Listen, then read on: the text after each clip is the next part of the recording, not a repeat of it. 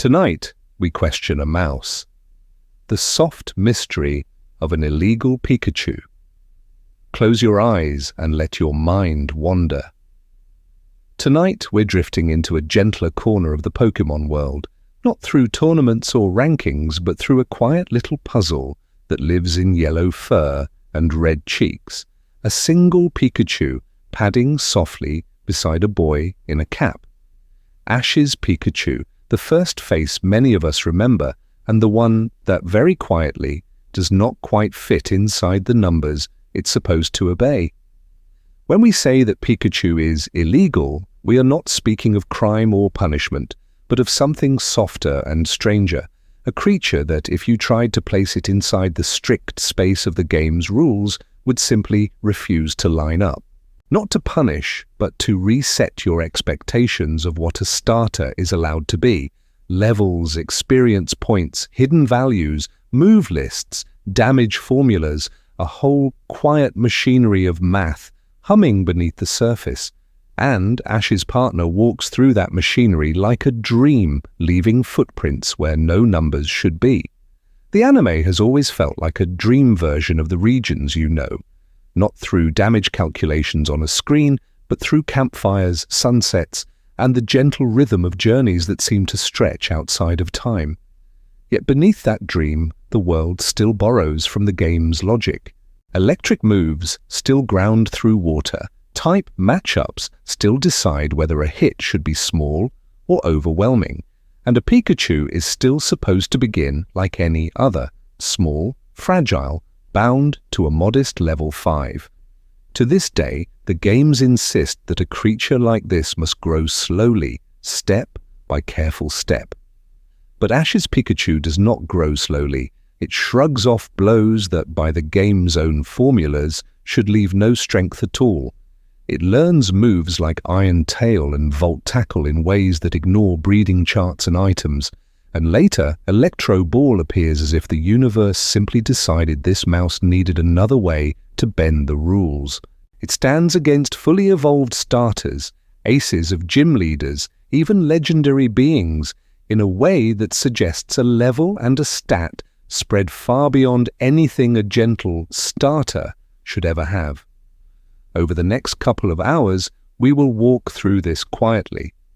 This isn't the journey of a champion, but of a dreamer tracing the outline of a fictional mouse that refuses to stay inside the lines.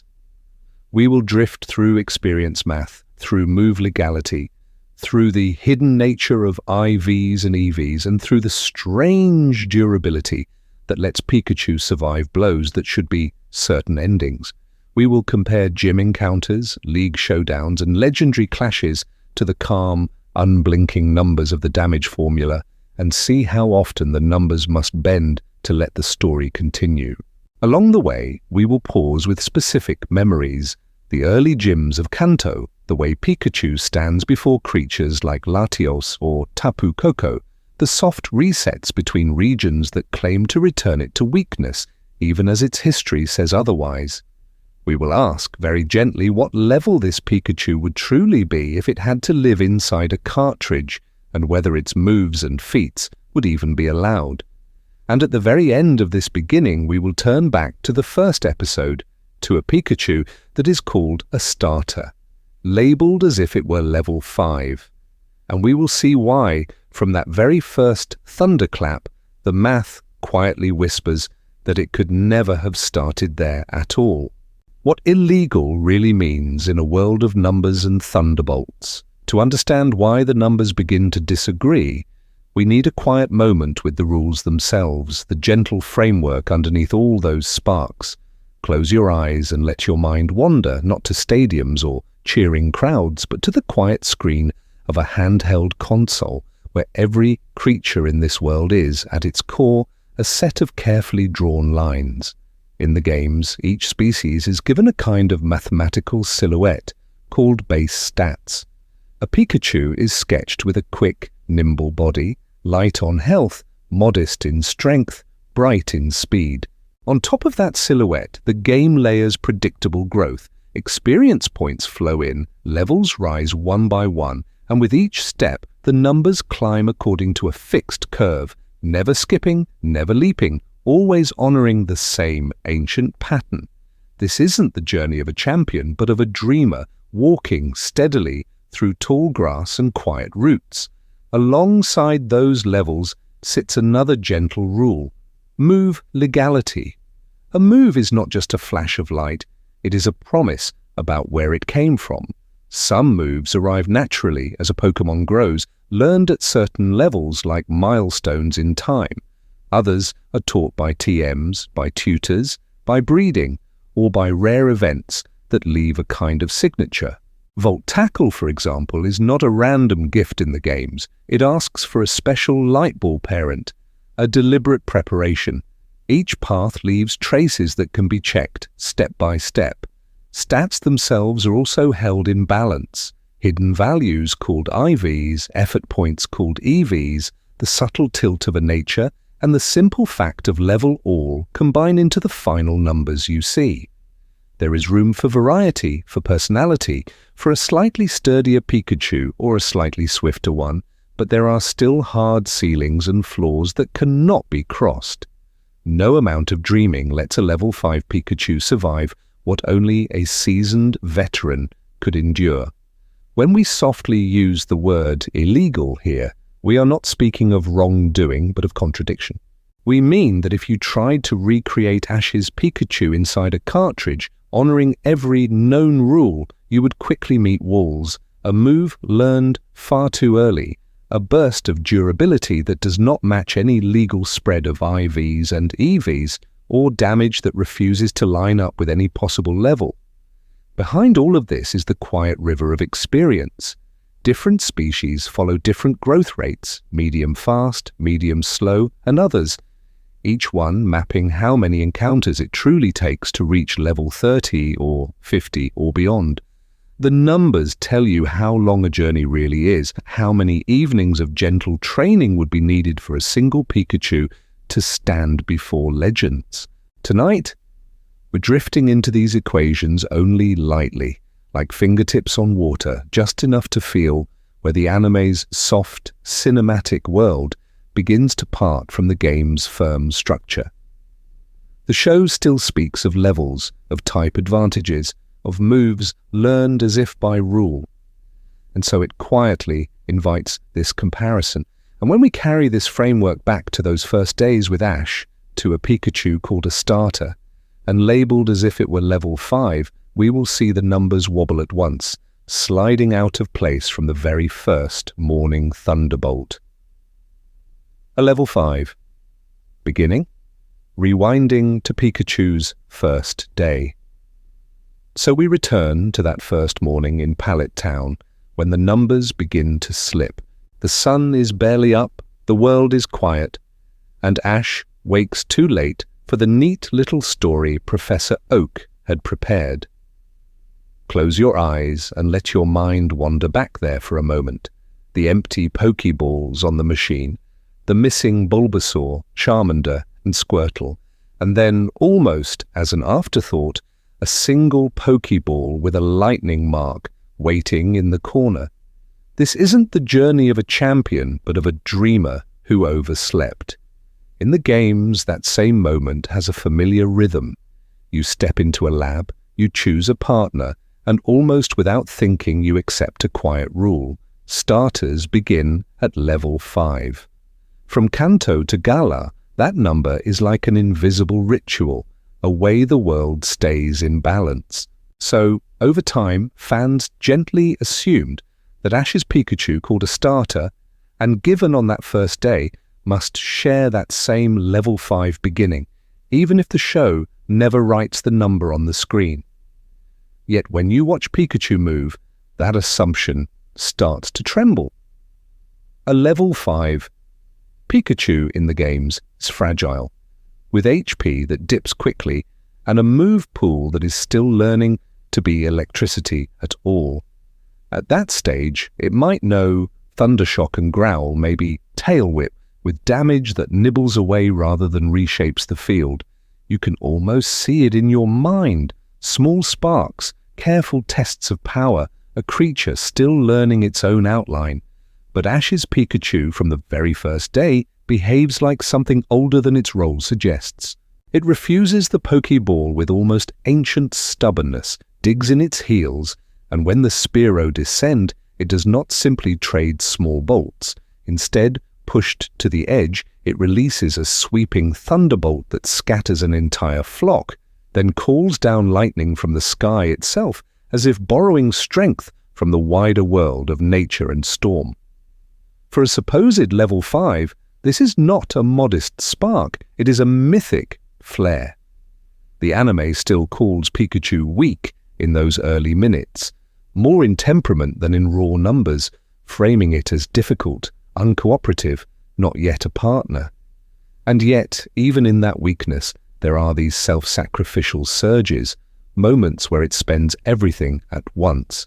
If you quietly place the game's damage formulas over that scene, even allowing for drama, the math does not bend easily. The base stats, the low HP, the early level moves, simply do not explain that sky-splitting storm. Then there is the healing.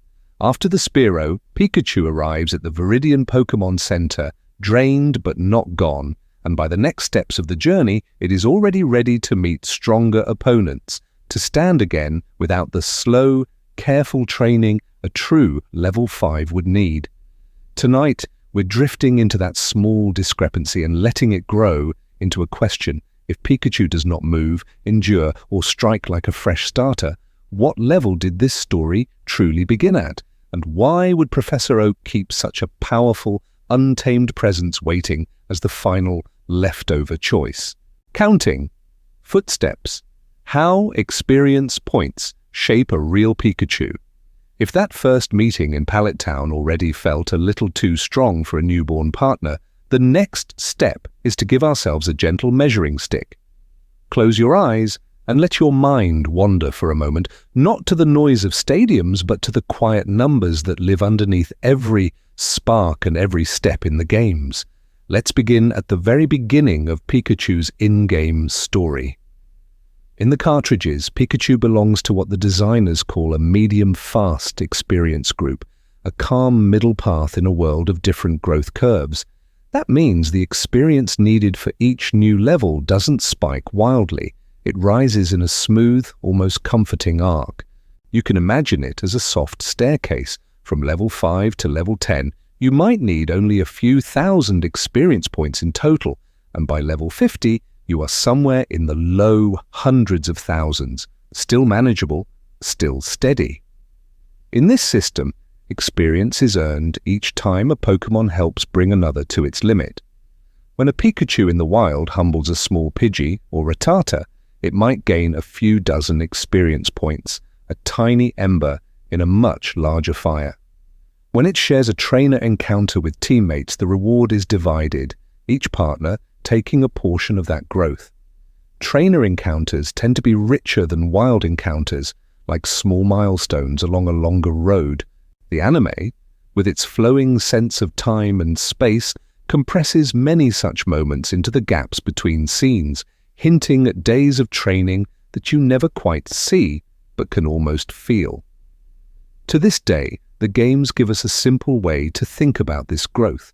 Imagine an ordinary Pikachu starting around level 5, meeting opponents close to its own strength. Each encounter might offer 1 or 200 experience points. To climb to level 20, that Pikachu could need perhaps 60 to 80 of these modest encounters. Level 30 might ask for more than 150. Level 50, a true mid-journey peak, could quietly demand 300 or more such victories, especially if the experience is sometimes shared. Gym encounters, in this gentle arithmetic, are different.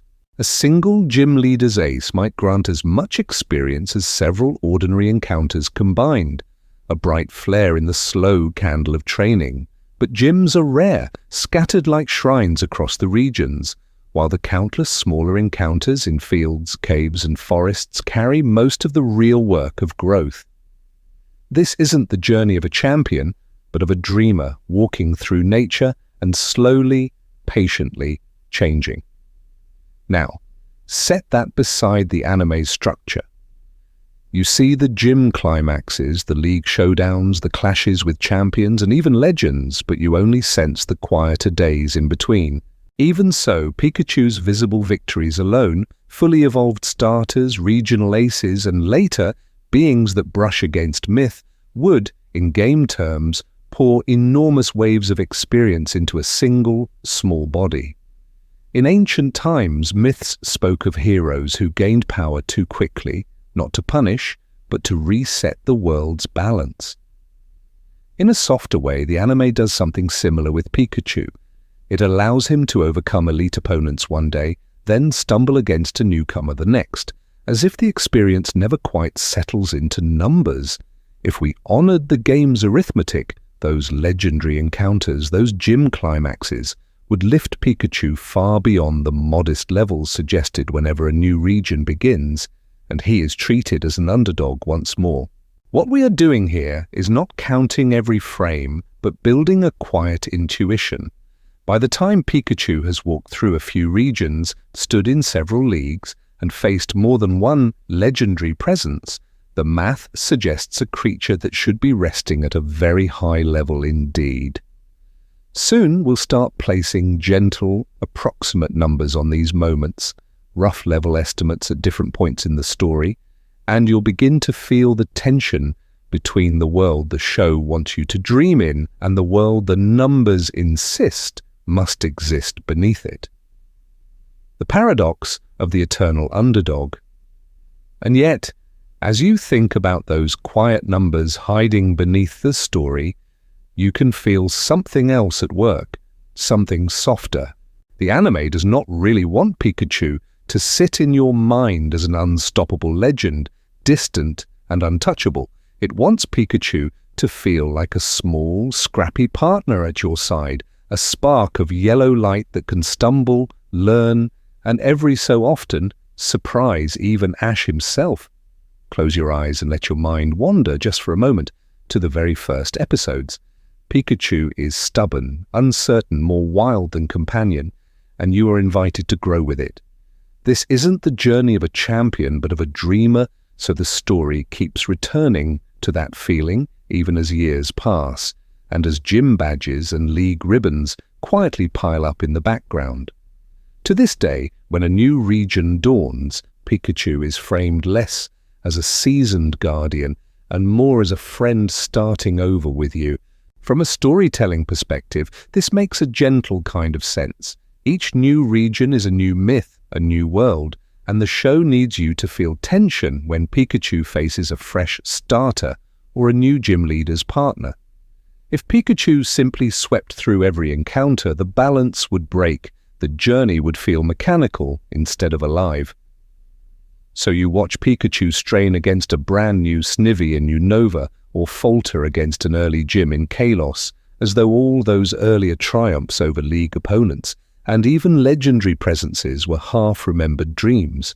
But in the games, the numbers do not drift so easily. A Pikachu that has stood before champions, traded blows with Latios, and clashed with Tapu Koko would, by necessity, be resting at a very high level. Its experience points layered like ancient sediment through time. In that world of formulas and charts, a close match with a rookie trainer's first partner is not a poetic image. It is a statistical improbability. You can feel the paradox in a few emblematic moments, even without diving too deep yet. Pikachu falls to Paul's newly obtained Elekid, or struggles early in a region right after helping Ash reach the brink of a league victory.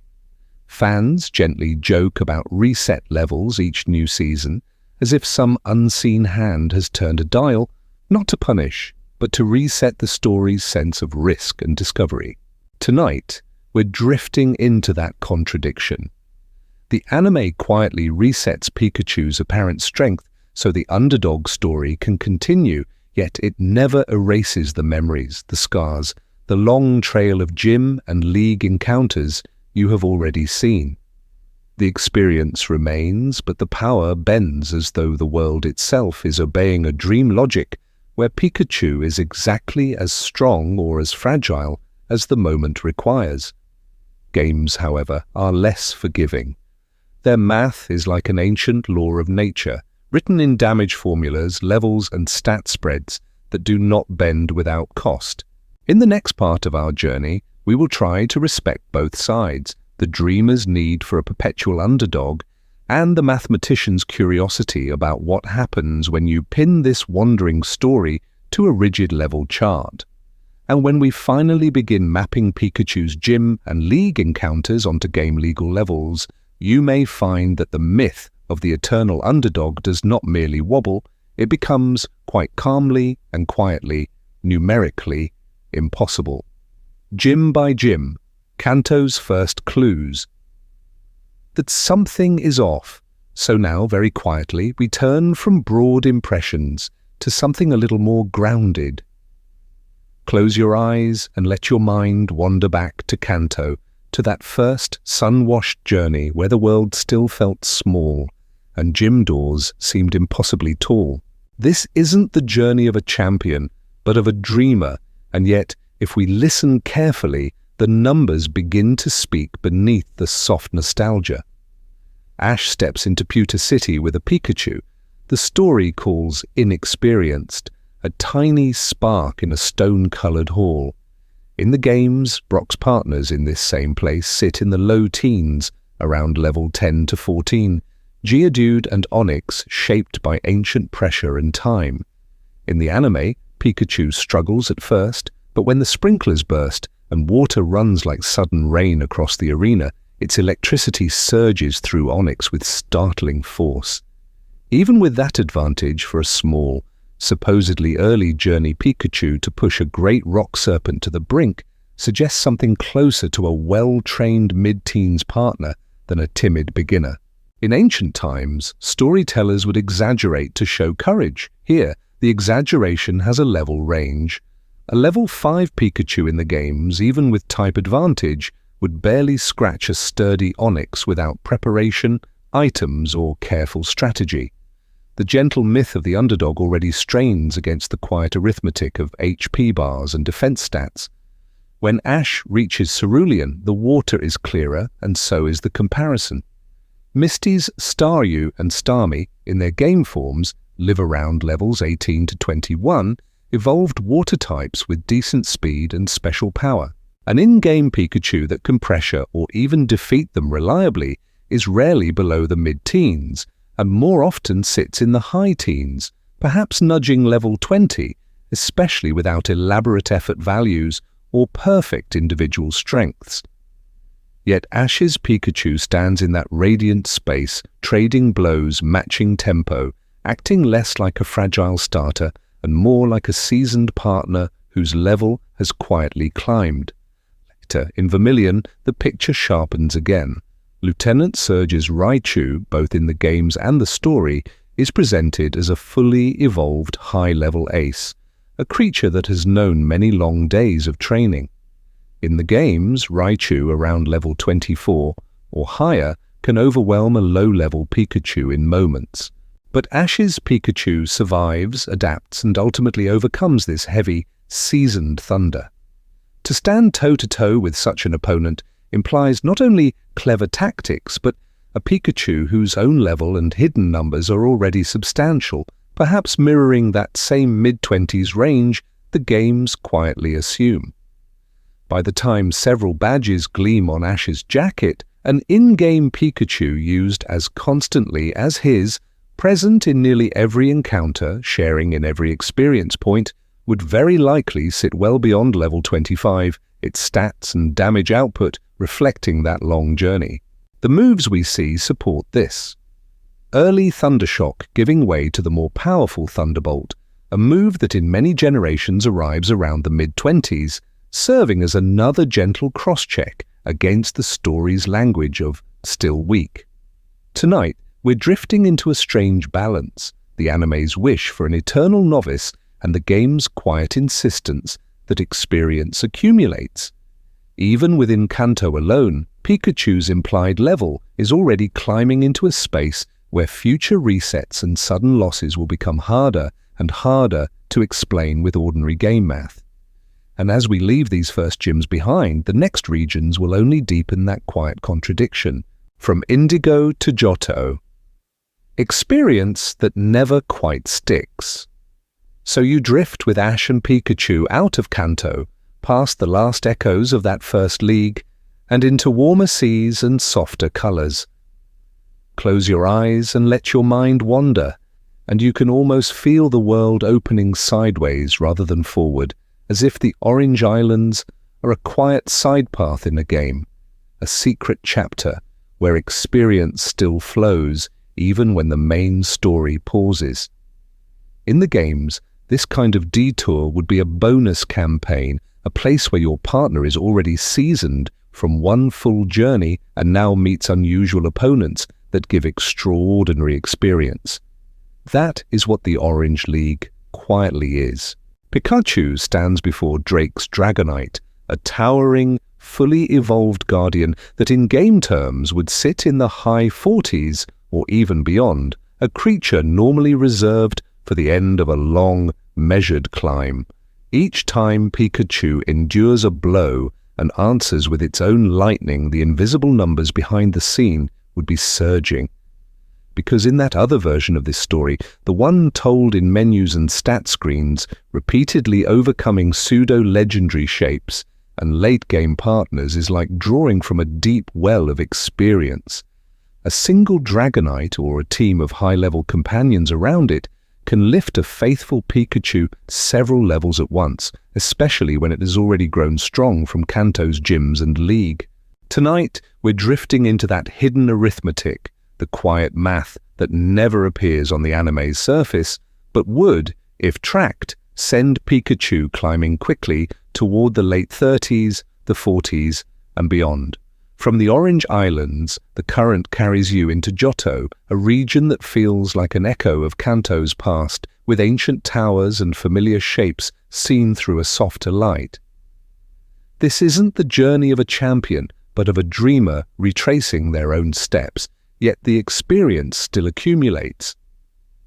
In gym after gym, Pikachu steps forward again, against Faulkner's birds, against Bugsy's careful patterns, against Jasmine's steel, against Price's winter chill.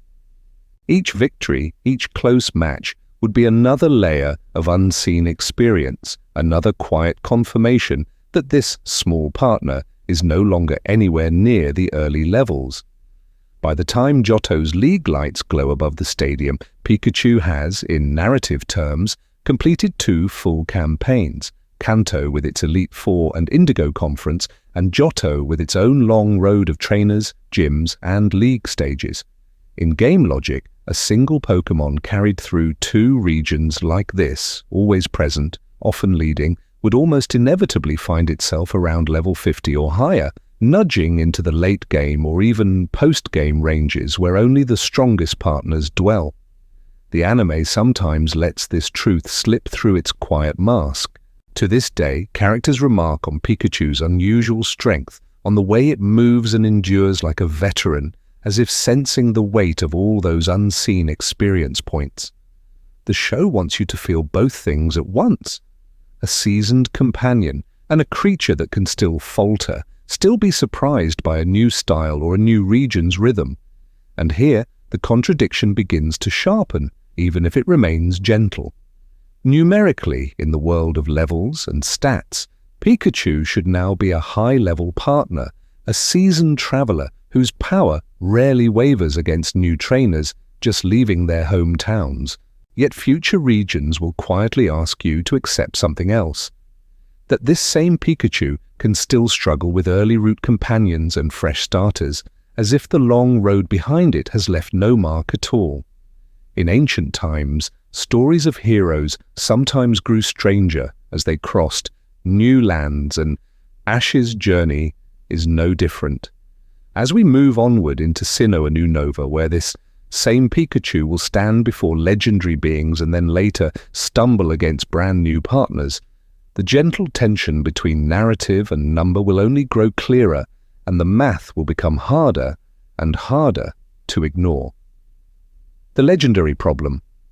When a Pikachu fights gods.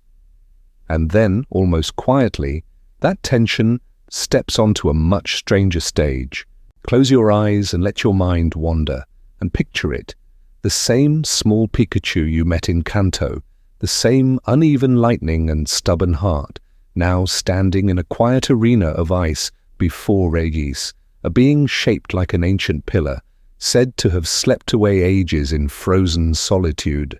Later, that same spark of yellow light will meet Latios, a guardian of the skies, and still later, an island deity like Tapu Koko, a spirit of nature and protection, Tiny Paw's cosmic opponents. In the games, these beings do not arrive early. They wait at the far edges of your journey, at the ends of caves and the tops of towers, usually at levels around 50, 70, sometimes even higher, wrapped in base stats that make them feel less like companions and more like weather patterns given form.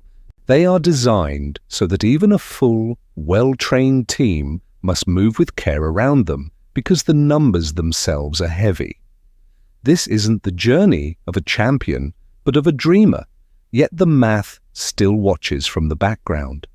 In a game world, for a Pikachu to stand toe-to-toe with a legendary presence, you would expect a comparable level, a careful nature, held items that double power, and a path of training that pours effort values into speed and special attack, or defense, like water, finding the lowest place. You would expect strategies planned in advance, not just trust and momentum. But Ash's Pikachu steps into these meetings without a light ball, without a choice scarf, without any visible charm except that old familiar bond. And still, when you quietly run the damage formulas that govern this world behind the scenes, the results whisper of attack and endurance far beyond a casual partner. Surviving a direct blow from a legendary or bringing one to the edge of defeat implies numbers that creep into the territory of pseudo-legendaries, even when the story never says a single word about levels. To this day, if you imagine translating every one of Pikachu's encounters with strong opponents into experience points, you begin to see another quiet story. Each clash with a powerful Pokémon would, in the games, grant not only experience, but EVs, those invisible traces of effort that slowly bend a creature's growth toward certain strengths.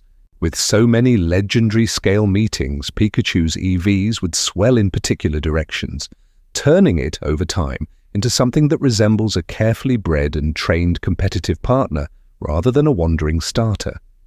In ancient times, myths spoke of mortals who dined with gods and were changed by the encounter, marked forever by light or flame. Pikachu, in this gentler modern myth, keeps returning from meetings with deities of ice, sky, and guardian islands, as if nothing has shifted, still slipping on new regions' floors, still treated as if its level could be modest. Yet the quiet arithmetic of repeated legendary encounters says otherwise. Tonight, we're drifting into that contradiction, the poetic image of a small mouse standing calmly before gods, and the unforgiving grid of base stats, EV caps, and experience curves. Because when we later try to weave these legendary feats together with Pikachu's recorded moves and the levels it should reasonably have had back in Kanto and Johto, we will find combinations that by the strict rules of any generation simply cannot exist. And that is where the story turns from gentle myth into something almost like a confession hidden in the code. Moves from nowhere. How Pikachu learns what it shouldn't. And if the numbers hidden in Pikachu's strength are a kind of quiet confession, then the next secret is whispered not in how hard it hits, but in what it is allowed to do at all. Close your eyes and let your mind wander, not to levels and experience bars now, but to the small, glowing icons lined up beneath Pikachu's health, its moves, the tools it uses to shape the world around it. In the games, those tools are not chosen freely. They are written almost like a gentle law of nature. Each species has a learn set, a kind of ancient script that says, at this level you may know Thunderbolt, at this shrine you may be granted a TM. Through this careful breeding you may inherit a single special move. Across generations these scrolls of possibility are updated, but never without structure. Databases, legality checkers, and quiet fan-made archives all agree on what a real Pikachu is allowed to remember. Tonight, we're drifting into that quieter space, where data becomes myth. In principle, move legality is simple. Every generation defines which moves a Pikachu may learn, at what levels, from which tutors, TMs, or parents. If you hand a tournament judge a cartridge, they can trace Pikachu's moves backward through time and say, yes, somewhere this was possible, or they can shake their head, and the story ends there. But Ash's Pikachu does not always respect that script.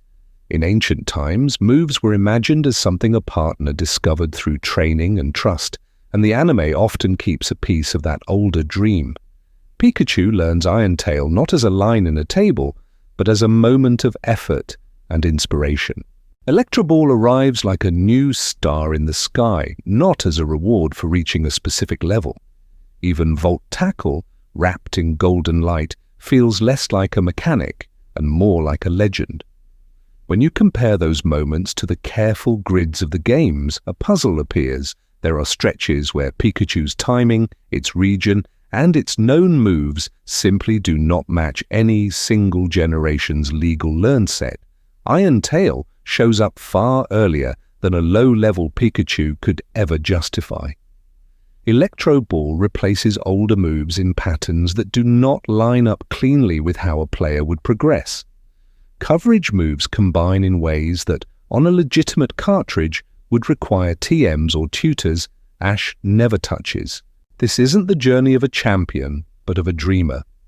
And the anime treats move learning as a quiet, emotional crest rather than a mathematical checkpoint. Yet that creates another layer of illegality. Even if you grant Pikachu some plausible level in Kanto, Johto, or beyond, the exact move set it carries at that moment may still be impossible to reproduce without stepping outside the rules. To this day, fans have tried to thread the needle, generation by generation, region by region, matching every spark and tail swing to a legal path. In the next moments, we will walk more slowly, move by move, and see where the threads fray. And waiting at the center of that tangle is Volt Tackle itself, a move that in the games demands a very specific breeding ritual that Ash never even attempts, yet somehow, impossibly, still crackles at Pikachu's command. Volt Tackle, a breeding move with no breeder. So now we arrive at the glowing heart of the contradiction, the move that crackles at the edge of the screen like a secret you're not quite meant to notice. Volt Tackle. Close your eyes and let your mind wander, and imagine it the way the games describe it, a powerful, physical, electric-type lunge, all speed and light, so strong it harms the user as well, a reckless embrace of power that sends static dancing over fur. In the quiet logic of the game world, Volt Tackle is not just any technique.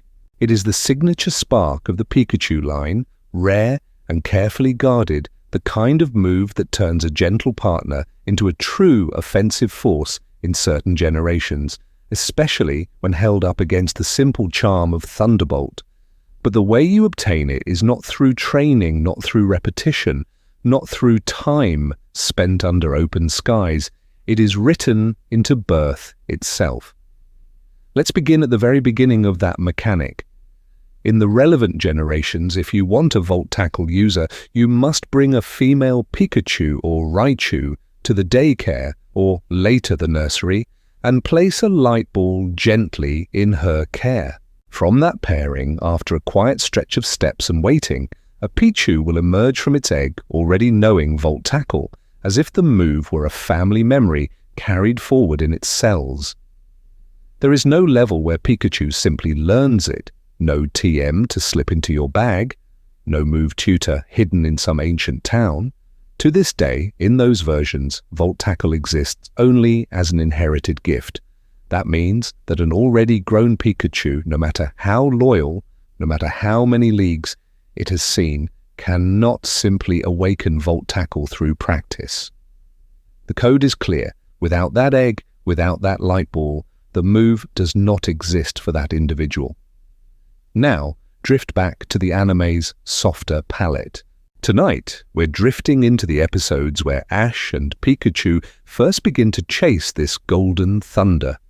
In the Hoenn era, under a wide, gentle sky, Ash trains with Pikachu to master a new technique, pushing through exhaustion and missteps, until one day, Pikachu cloaks itself in light and rushes forward, the narrator framing it as a breakthrough of will and determination, a new skill unlocked through effort and heart.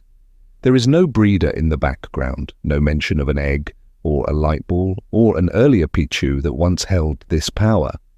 This isn't the journey of a champion, but of a dreamer, and the story treats Volt Tackle like any other hard-won technique, the natural next step in their shared growth.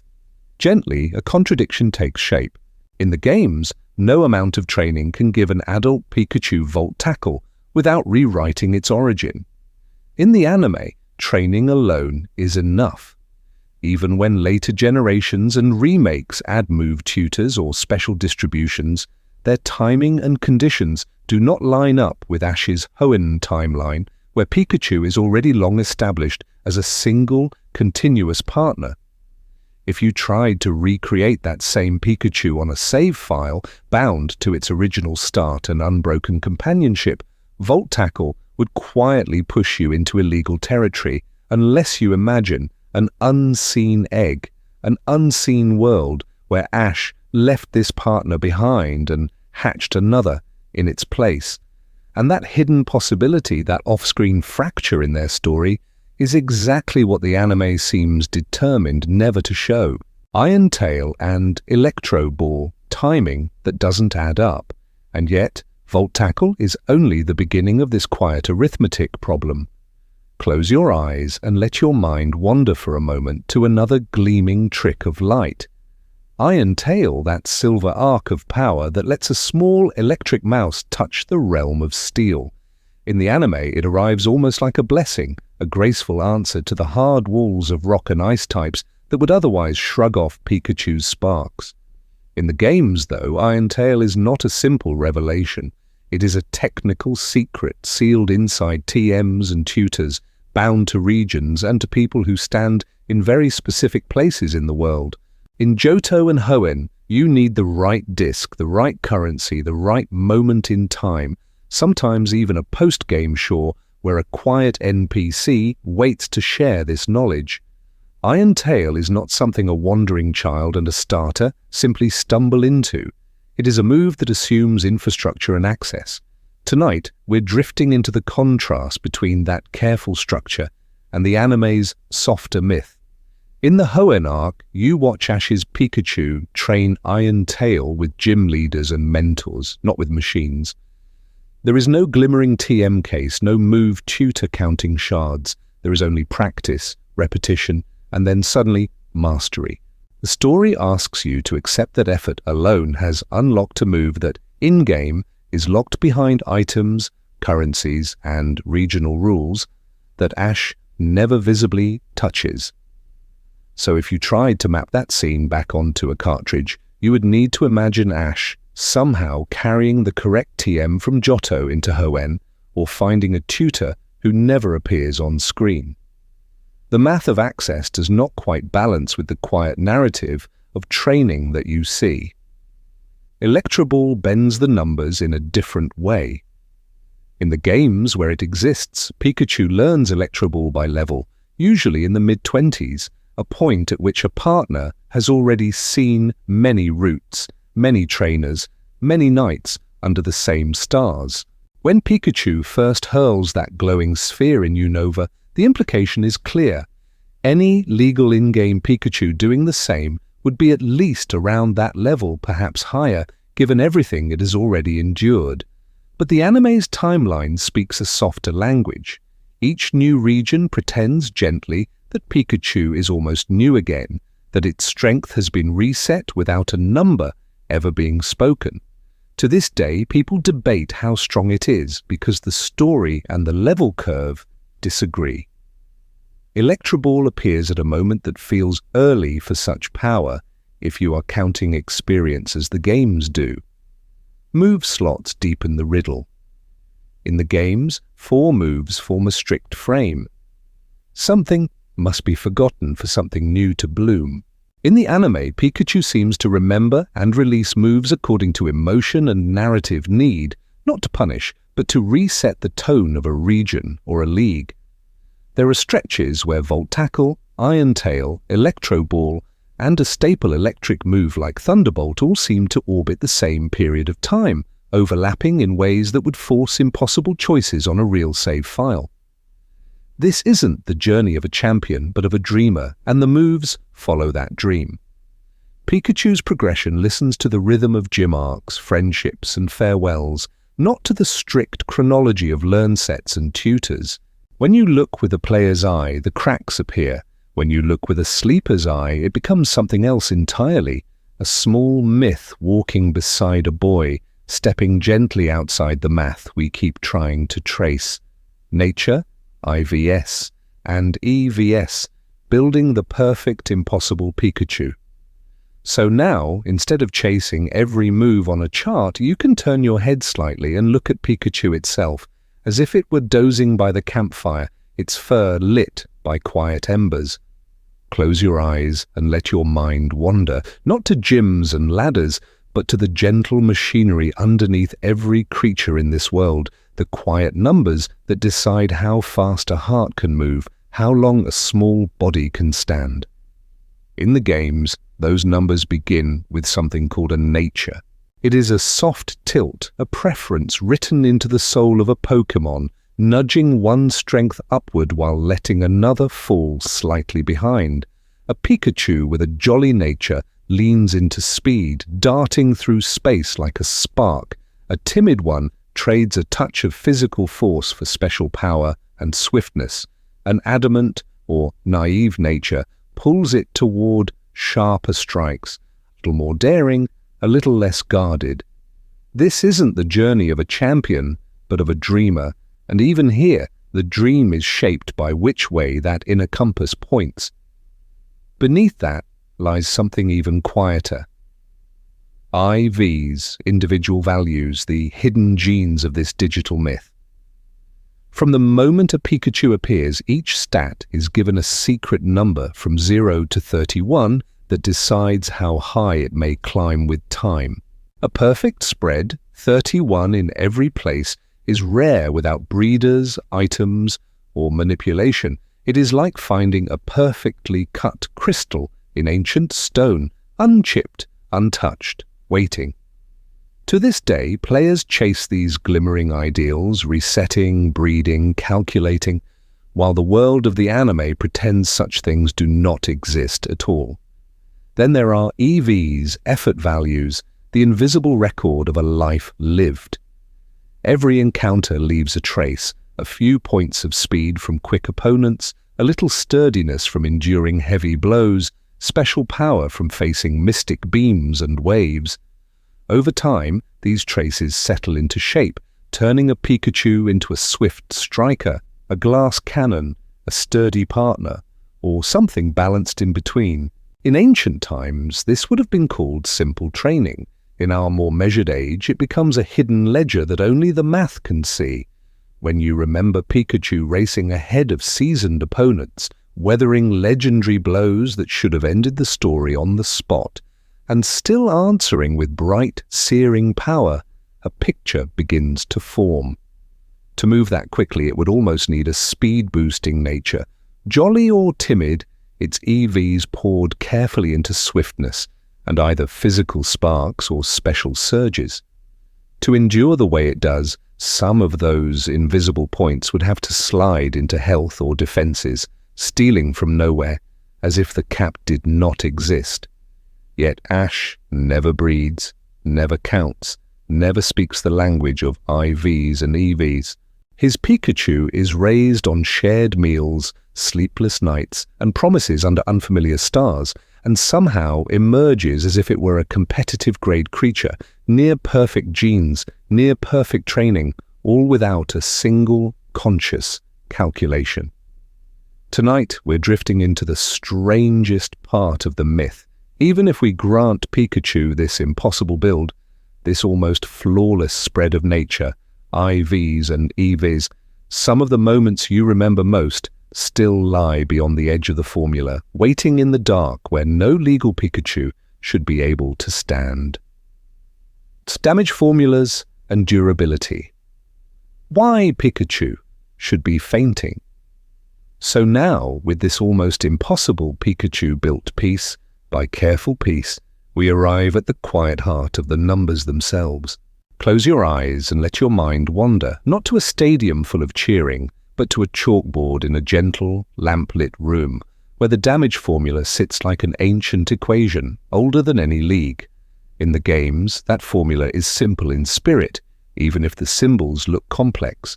Power for the move, the attacker's strength, the defender's resilience, their level like a measure of time spent growing. Then the small modifiers that tilt the world, type effectiveness, the comfort of same-type attack. Bonus, a little random variance, a shifting wind of chance, so that no two moments are perfectly the same. Not to punish, but to reset the scale each turn, just slightly. Within that quiet machinery, Pikachu begins from a fragile place. A base stat total of 320, with base HP only 35, defense 40, special defense 50. In a world of dragons and steel giants, those numbers whisper instead of roar. This isn't the journey of a champion, but of a dreamer made of glass and lightning, a creature that in-game is meant to dart in, strike and fall back before the next heavy blow lands. To this day, players talk about Pikachu's frailty with a kind of fond exasperation. A strong earthquake, a powerful psychic, a well-placed stone edge and a legal Pikachu, even at a high level, is expected to dim in one or two solid hits. If you imagine a seasoned Raichu or a legendary attuned to its own element, using a strong stab move against a Pikachu of comparable level, the math says the story should be very short. Even with perfect IVs, a careful spread of HP and defensive EVs and a gentle, protective nature, you are usually counting survivals on one hand. One hit, perhaps two, and then sleep. Yet in the anime's softer, brighter world, Pikachu stands through storms that the formula would call impossible. It receives super effective strikes from evolved partners that tower over it, trades blows with legends like Latios and Tapu Koko, and after what should be a guaranteed collapse, it still gathers enough strength to send out one more shining thunderbolt. The damage numbers, if you wrote them out, would spill past the edge of its health bar many times over. Offensively, the story bends just as far. A legal Pikachu, even perfectly trained, should rarely erase bulky guardians in a single flash. Steel types, ground-shaking starters, pseudo-legendary walls. On paper, they are meant to take 2, 3, sometimes 4 careful hits, especially if they resist or endure electric moves. But the anime lets Pikachu carve through these ancient stones with a single well-timed spark, as if base 55 attack and base 50 special attack had quietly become something closer to a small deities. Tonight we're drifting into that contradiction. In the world of numbers, Pikachu is a glass cannon. In Ash's world, it is a stubborn spark that refuses to go out, and that refusal is its own quiet illegality, a myth written against the formula, waiting for you to trace what happens when those two worlds finally collide. League scaling. From rookie brackets to champion-level foes. In the games, that collision between spark and formula has a very clear shape. Close your eyes and let your mind wander, just for a moment, to the quiet end of a cartridge journey. By the time you stand before an Elite Four chamber, the numbers have settled into a pattern, partners in the high 50s, the 60s, sometimes higher still, a team that has walked through gyms, caves, and long roads of experience. In ancient times, before online tiers and damage calculators, you still felt this curve without naming it. Early gyms sit in the 10s and 20s, then the world rises. Victory Road is a gentle warning, and then the league appears as a different kind of story altogether. Fully evolved partners, complete movesets, careful items, a sudden spike that says, quietly, you have left the early game behind. Even the first trainers you meet in a league setting are meant to stand far above the youngsters and hikers on the routes outside. Now drift from that cartridge world into Ashes. Tonight, we're drifting into stadiums under soft lights. Indigo Plateau, Silver Conference, Evergrande, Lily of the Valley, and all the others. In each of these places, Pikachu is not warming the bench, it is walking straight into the paths of aces. In Kanto, it stares down Regice's Sparky, another partner, treated as a seasoned equal. In Johto, it trades blows with Harrison's Blaziken, a fully evolved starter that, in-game, would sit comfortably around the 50s or 60s by the time you reached it. Hoenn brings Tyson's Metagross, a pseudo-legendary that, on a cartridge, would likely be one of the highest-level members of an endgame team. Sinnoh offers Tobias and his Latios the kind of opponent that normally appears only at the edge of the map after credits, waiting for a prepared, high-level party. Each of these trainers is framed as a top-tier competitor in their region, someone who has already climbed their own ladder of gyms and routes and quiet training days. This isn't the journey of a champion, but of a dreamer, yet the math still follows. In the games, for a Pikachu to stand in front of a Blaziken, a Metagross, a Latios, and regularly hold its ground, it would need levels to match. Strong stats, careful training, perhaps a light ball in its paws to mend that natural fragility. Pikachu's base form is small and soft. Glass cannons in-game do not survive repeated endgame exchanges without high levels, optimized effort values, and a long history of experience. And Ash's Pikachu does this not once, but again and again. Each league appearance is another late-game gauntlet, another stretch of opponents that, in a cartridge, would pour experience into that same yellow frame. Kanto, Johto, Hoenn, Sinnoh, Unova, Kalos, Alola, and beyond. If you treated each league as an Elite Four cycle, the quiet arithmetic would nudge Pikachu gently past level 70 over time, perhaps higher still, simply from surviving and learning. To this day, the anime sometimes tries to fold that long road back on itself, suggesting that each new region makes Pikachu almost a beginner again, surprised by early gyms and local rivals. But when you lay the league stories beside the game's scaling, that idea thins. A partner who has traded blows with pseudo-legendaries and legendaries, with fully evolved starters and carefully trained aces, carries an experience pool that cannot simply evaporate between regions. In the next part of our quiet investigation, we will begin to gather these strands together. Gyms and leagues, legendaries and move lists, stat spreads and nature, and trace them along a rough timeline. We will ask, gently, what level Pikachu would have to be in each era for these stories to coexist with the numbers, and watch how that timeline bends, almost to the point of breaking, under the weight of the myth we have been told. Drawing the timeline when the numbers finally rebel. So now, with all of those strands gathered in your hands, you can feel how heavy this quiet little story has become.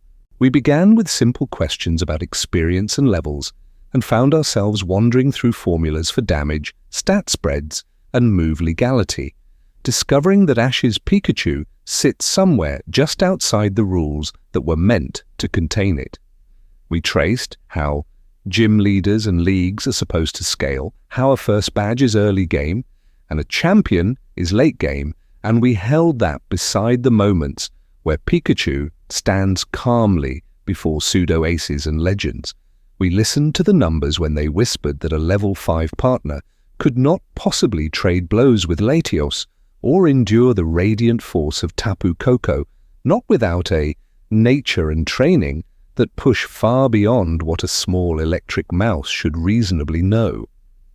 We watched move lists like another kind of myth, Iron Tail arriving long before any tutor should exist, Volt Tackle appearing without the careful breeding or items the cartridges quietly demand. We noticed that each new region treats Pikachu as if it has returned to the beginning, yet its performances speak of a creature already deep into the late game, carrying experience that does not reset just because the story wishes to feel fresh again. Tonight we're drifting into a different way of seeing all this. Instead of staying in the realm of pure mechanics, we will lay Pikachu's journey out along the line of time itself, region by region, season by season, as if you were scrolling through a single save file that somehow survived every console and every generation. Close your eyes and let your mind wander, and imagine that long, continuous record of steps taken and opponents faced. In this next phase, we will not pretend we can assign a perfect number, as if Pikachu must be exactly level 47.3 on a certain rainy afternoon in Johto. Instead, we will ask gentler questions of the data. At each milestone, does Pikachu feel early game, learning and stumbling, or mid-game, seasoned and steady, or late game, brushing up against the power usually reserved for champions and legends? When it stands before a gym in Sinnoh or an Alolan trial, does the math place it at the beginning of a journey or near its quiet summit? Alongside that, we will walk through its known moves like beads on a string, checking with unhurried care whether any generation's rules could allow those four moves to coexist on one legal Pikachu at that point in time. We will notice when a move should have been forgotten long ago, or when a new one appears from nowhere, not to punish, but to reset our understanding of how far the anime has drifted from its cartridge-bound origin. As we do this, the contradictions will begin to sharpen, though our tone will remain soft. There will be moments where Pikachu must be both very high level and strangely low level at once, where the same scene demands early game fragility and endgame endurance, where its moveset would be quietly rejected by any real tournament official. This isn't the journey of a champion, but of a dreamer, and we are not here to catch the story in a mistake, only to see how the dream bends the numbers until they almost, but not quite, let go. In ancient times, people told myths to explain the sky. Here, we will draw a timeline to explain a single yellow spark moving through space and time. When we finally lay that full timeline out and see where the data corrupts and the dream takes over, you will understand why Ash's Pikachu is not just strong or special, but, by the standards of the games that birthed it, beautifully, undeniably illegal, and the first cracks in that illusion are waiting just beyond the next region. From pewter to indigo, how much EXP did Pikachu secretly earn? Close your eyes and let your mind wander, because now we leave the abstract numbers and step into a very specific road, the long, sun-bleached path from Pewter City to the Indigo Plateau. We last saw Pikachu already stronger than a gentle level 5 beginner, shrugging off attacks and calling down thunder that did not quite fit its supposed place at the start of a journey. Tonight, we're drifting into the part of the story where that quiet suspicion begins to crystallize into math. To keep the world calm and the numbers from pulling you out of sleep, we will move slowly and generously. Think of each encounter not as a clash, but as an exchange of effort, and we will translate only the clearest of those moments into experience. Gym leaders, important trainers, the recurring presence of Team Rocket when Pikachu truly strains, and finally, the Indigo League itself. We will underestimate every step, choosing the lowest reasonable levels, as though we were trying not to prove anything at all. Let's begin at the very beginning of Kanto's Arc of Strength in Pewter. Brock's Onyx in the games rests around level 12 to 14, but we will imagine it as a modest level 10, A Pikachu that contributes meaningfully to bringing down such a sturdy partner might gain enough experience to move from, say, level 8 to level 10.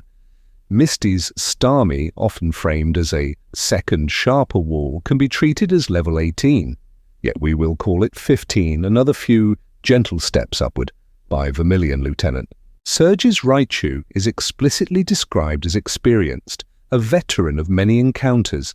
In-game, it hovers near level 24, but we will kindly place it at 20. Defeating a fully evolved electric type at that stage would easily push Pikachu into the low 20s itself, especially when we remember the repeated efforts against Team Rocket's machines and schemes along the way, each one another quiet layer of unseen experience.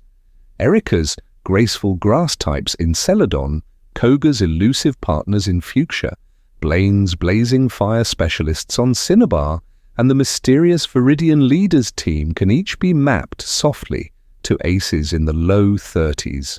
If Pikachu participates meaningfully in even half of these, a conservative reading places it in the high 20s to low 30s before the league begins, even if we pretend that countless smaller trainers and rocket encounters add almost nothing at all.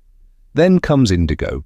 League trainers in the games often range from the mid-30s upward, and Ash's Pikachu stands across from opponents like Richie's Sparky, another Pikachu, clearly trained and seasoned. Treating these partners as level 35 to 40 and giving Ash's Pikachu only the bare minimum experience for each, you quietly arrive at an end-of-Kanto estimate somewhere around the mid-30s, perhaps even brushing 40 if the ancient arithmetic is honest.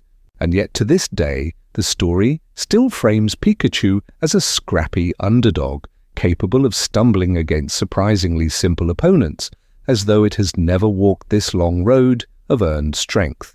There is a soft dissonance there, a gap between the dream and the data.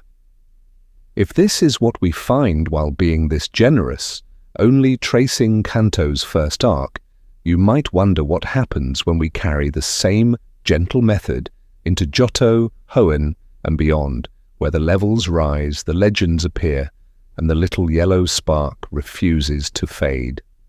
The Johto reset that wasn't. Experience doesn't forget.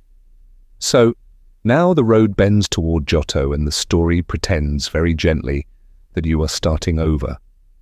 Close your eyes and let your mind wander to that first soft morning in New Bark Town. The air feels different from Kanto's cities, touched by rivers and ancient trees, and Ash stands there with Pikachu at his side as if they are beginners again. New companions wait in the grass, Chikorita, Cyndaquil, Totodile, each at the low, uncertain levels the games would give them, and beside them is a partner who has already crossed an entire region's worth of trials. On the surface, though, the world invites you to believe they are all the same. In the games, the numbers do not share this illusion. Experience is not a dream that fades with sleep. When you move from Kanto to Johto, or from one region to the next, your partners do not forget. Their levels, their effort values, the quiet accumulation of every encounter remain. A level 50 Pokémon stepping onto Johto's soil does not become level 10 just because the story wishes for a fresh start. The math of growth is like time and space themselves. It only moves forward. Tonight, we're drifting into Johto's gyms, where this quiet forward motion becomes harder to ignore. Faulkner's team sits around level 9 to 13. Even if you place Ash's Pikachu very conservatively after Kanto, somewhere in the mid-30s, it would stand there like a seasoned guardian among fledglings. Bugsy's Scyther, Whitney's Miltank in the high teens and low 20s, Morty's Spectral partners in the mid-20s, Jasmine's Steel Guardians, Price's Icebound Elders, and Claire's Dragons approaching level 40. Each one is framed as a new summit. Yet by in-game logic, Pikachu has already climbed past many of these heights. If you take that generous Kanto estimate, and add only the Johto encounters we clearly see Pikachu share: Faulkner's birds, Whitney's rolling mill tank, Morty's Gengar, key rival moments with Gary and Harrison, scattered trainers along forest paths, and lighthouse stairs, the numbers rise again.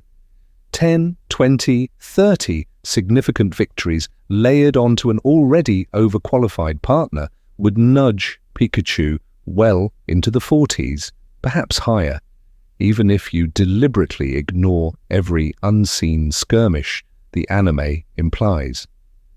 Experience does not reset.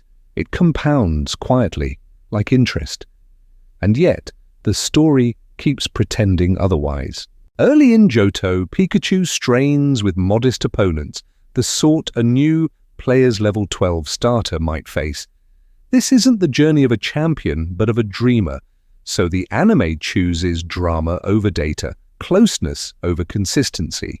A game-legal Pikachu at level 45, with optimized stats and moves, would glide through such encounters with almost careless ease, its thunderbolts overwhelming early route partners in a single, effortless moment. To this day, that is not what we see. We see effort, near losses, narrow wins, as if the long Kanto story had never happened. But the Johto arc does not erase what came before. It only stretches the gap a little wider. The discrepancy between story and stats becomes a hairline crack running through the narrative, lengthening with every new badge, quiet, almost invisible, but always there in the background, waiting for the next region's sunrise. Or when Horizons, when a veteran Pikachu pretends to be a rookie. That crack widens when the ship turns toward a new horizon. Ash steps off in Hoenn with only Pikachu at his side, the rest of his partners left behind like a closed book on a shelf. The air feels cleaner here, the colors softer, the world almost asking you to believe this is a fresh beginning. Close your eyes and let your mind wander, and you can almost accept that story. Yet somewhere beneath that quiet surf and those pale skies, the numbers insist that Pikachu is not a beginner at all, but a veteran walking in borrowed, smaller shoes. In the games, a Hoenn journey has its own gentle rhythm. Early routes carry you past small, uncertain partners, rarely climbing past the low teens before the first badge. Roxanne's Stone Guardians sit around level 12 to 15, a simple test of patience and type awareness. As time moves forward, Brawly's team settles into the mid-teens, Watson's electric partners into the low 20s, and the middle of the story drifts upward through Flannery's heated 20s and Norman's balanced 30s. By the time you reach Winona, Tate and Liza and Wallace, the world expects your team to be somewhere in the high 30s and 40s, maybe even touching 50 as the league's doors open. Now place Ash's Pikachu inside that curve. Conservatively, Kanto and Johto together have already carried it well past the level of a typical league ace, somewhere in the 60s if you trace every gym, every rival, every late-game opponent, and then gently round down. To this day, even if you cut the experience in half, you still land on a partner far beyond anything a new Hoenn trainer would meet on Route 101. Roxanne's Geodude and Nosepass, at their modest teens, would offer only a small trickle of experience to such a seasoned friend, perhaps a fraction of a level. Brawly's Makuhita, Watson's Magneton, Flannery's Torkoal, Winona's Altaria, even the later guardians of Moss Deep and Sutopolis, all drawn from the low 20s to low 40s, become, in mathematical terms, gentle ripples rather than waves. Sprinkle in May's evolving team, a handful of notable trainers, and you still, if you are trying to be kind and cautious, barely nudge Pikachu upward a few more levels. By the end of Hoenn, the arithmetic suggests a creature comfortably into the 70s, perhaps higher, especially when you remember its earlier encounters with pseudo-legendaries and league contenders. This isn't the journey of a champion, but of a dreamer, and yet the dreamer carries a companion whose experience quietly eclipses almost every trainer they meet. And still, the story asks you to watch Pikachu struggle with early route Pokémon, to trade nearly even blows with newly caught partners who, by game logic, would be in the single digits or low teens. Under normal mechanics, this would be almost impossible. A high-level Pikachu simply would not flinch before such gentle opposition. Tonight, we're drifting into a world where the narrative keeps resetting the costume even as the stats refuse to shrink. By the time Pikachu is surfing along Hoenn's shores and standing before its league, the quiet math paints it as a seasoned powerhouse, dressed tenderly and improbably in the clothes of a beginner. Sinnoh and the snowball effect. When levels outgrow the story. By the time Hoenn's shores grow small behind the boat, the illusion is already fragile. You have watched this Pikachu cross 3 regions, stand before 3 leagues, and weather more gym arenas than most trainers see in a lifetime.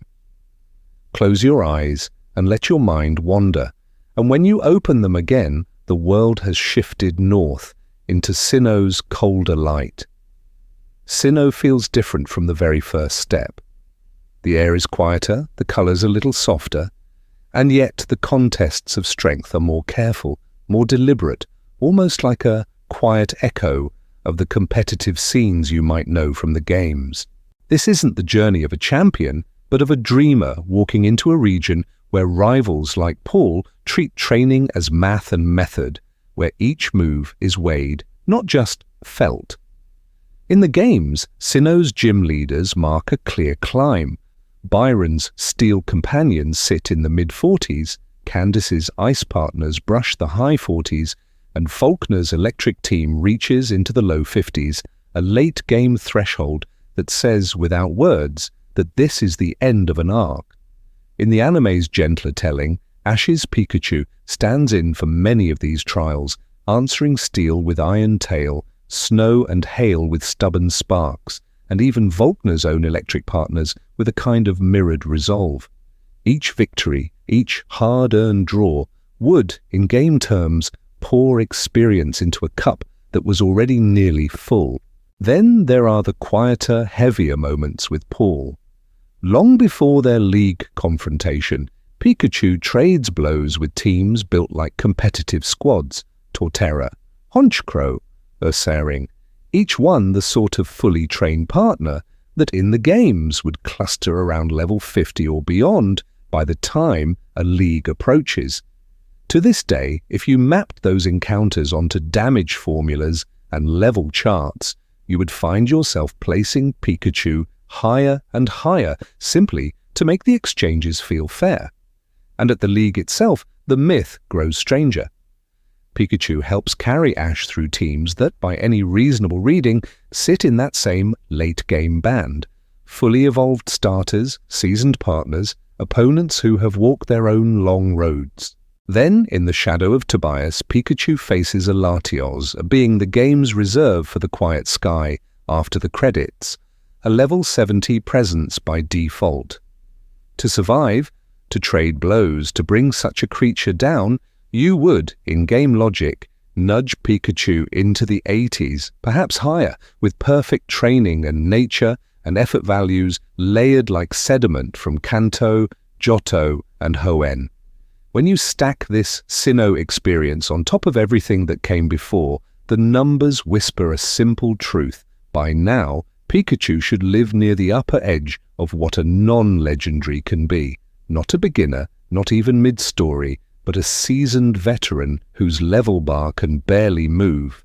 And yet the anime's gentle reset will later allow this same Pikachu to be humbled by a brand new starter, as if none of this quiet arithmetic ever happened. Tonight we're drifting into a question that lingers in that space between story and system. If Sinnoh is the closest the anime comes to competitive math, what does it mean that a Pikachu who once met Latios eye to eye can still, someday, soon, be treated as though it is starting over from almost nothing? Unova's most famous loss, level 100 Pikachu versus level 5 Snivy. And so we arrive in Unova, where that question stops being abstract and quietly takes on a very specific shape. A stadium, a new region, and a small green serpent standing across from a partner you have known for years. Close your eyes and let your mind wander back to that first Unova League field, the air bright and clean, as if the world itself has been freshly reset. Ash steps onto unfamiliar soil, but Pikachu is the same companion who crossed Kanto, Johto, Hoenn, and Sinnoh at his side. Then, in a moment that feels almost like a myth intruding on daily life, Zekrom appears, a god of thunder in a human city, and its power crackles through the sky. Pikachu is wrapped in that storm, and when the light fades, something quiet but unsettling has happened. The electricity is still there, but it will not answer his call. When Trip's brand new Snivy appears, it is framed like any starter at the very beginning of its story. Freshly chosen, barely tested, still learning the rhythm of its own heartbeat. By the gentle arithmetic we have been tracing, though, Pikachu has long since left that stage behind. Even the most conservative reading of his journey through Sinnoh alone would place him somewhere in the realm of a seasoned partner, closer to the high levels where, in the games, experience curves begin to steepen and each new gain takes time and patience. In the quiet language of the cartridges, levels are not just numbers, they are a record of how many moments have come before. A level 5 Pokémon stands at the shoreline of its life, while a level 70 or 80 or 100 has crossed oceans of experience. The curve is exponential, not to punish, but to reset your expectations of scale. The gap between 5 and 50 is wide, the gap between 5 and 100 is an entire world. In that world, when a high-level Pokémon meets a low-level one, the usual result is not a close contest, but a one-sided sweep. Even if you strip away type advantages, even if you forbid the strongest moves, the raw difference in attack, defense, and HP means that a simple physical strike, a quick attack or iron tail would wash over a level 5 Snivy like a wave over a single stone.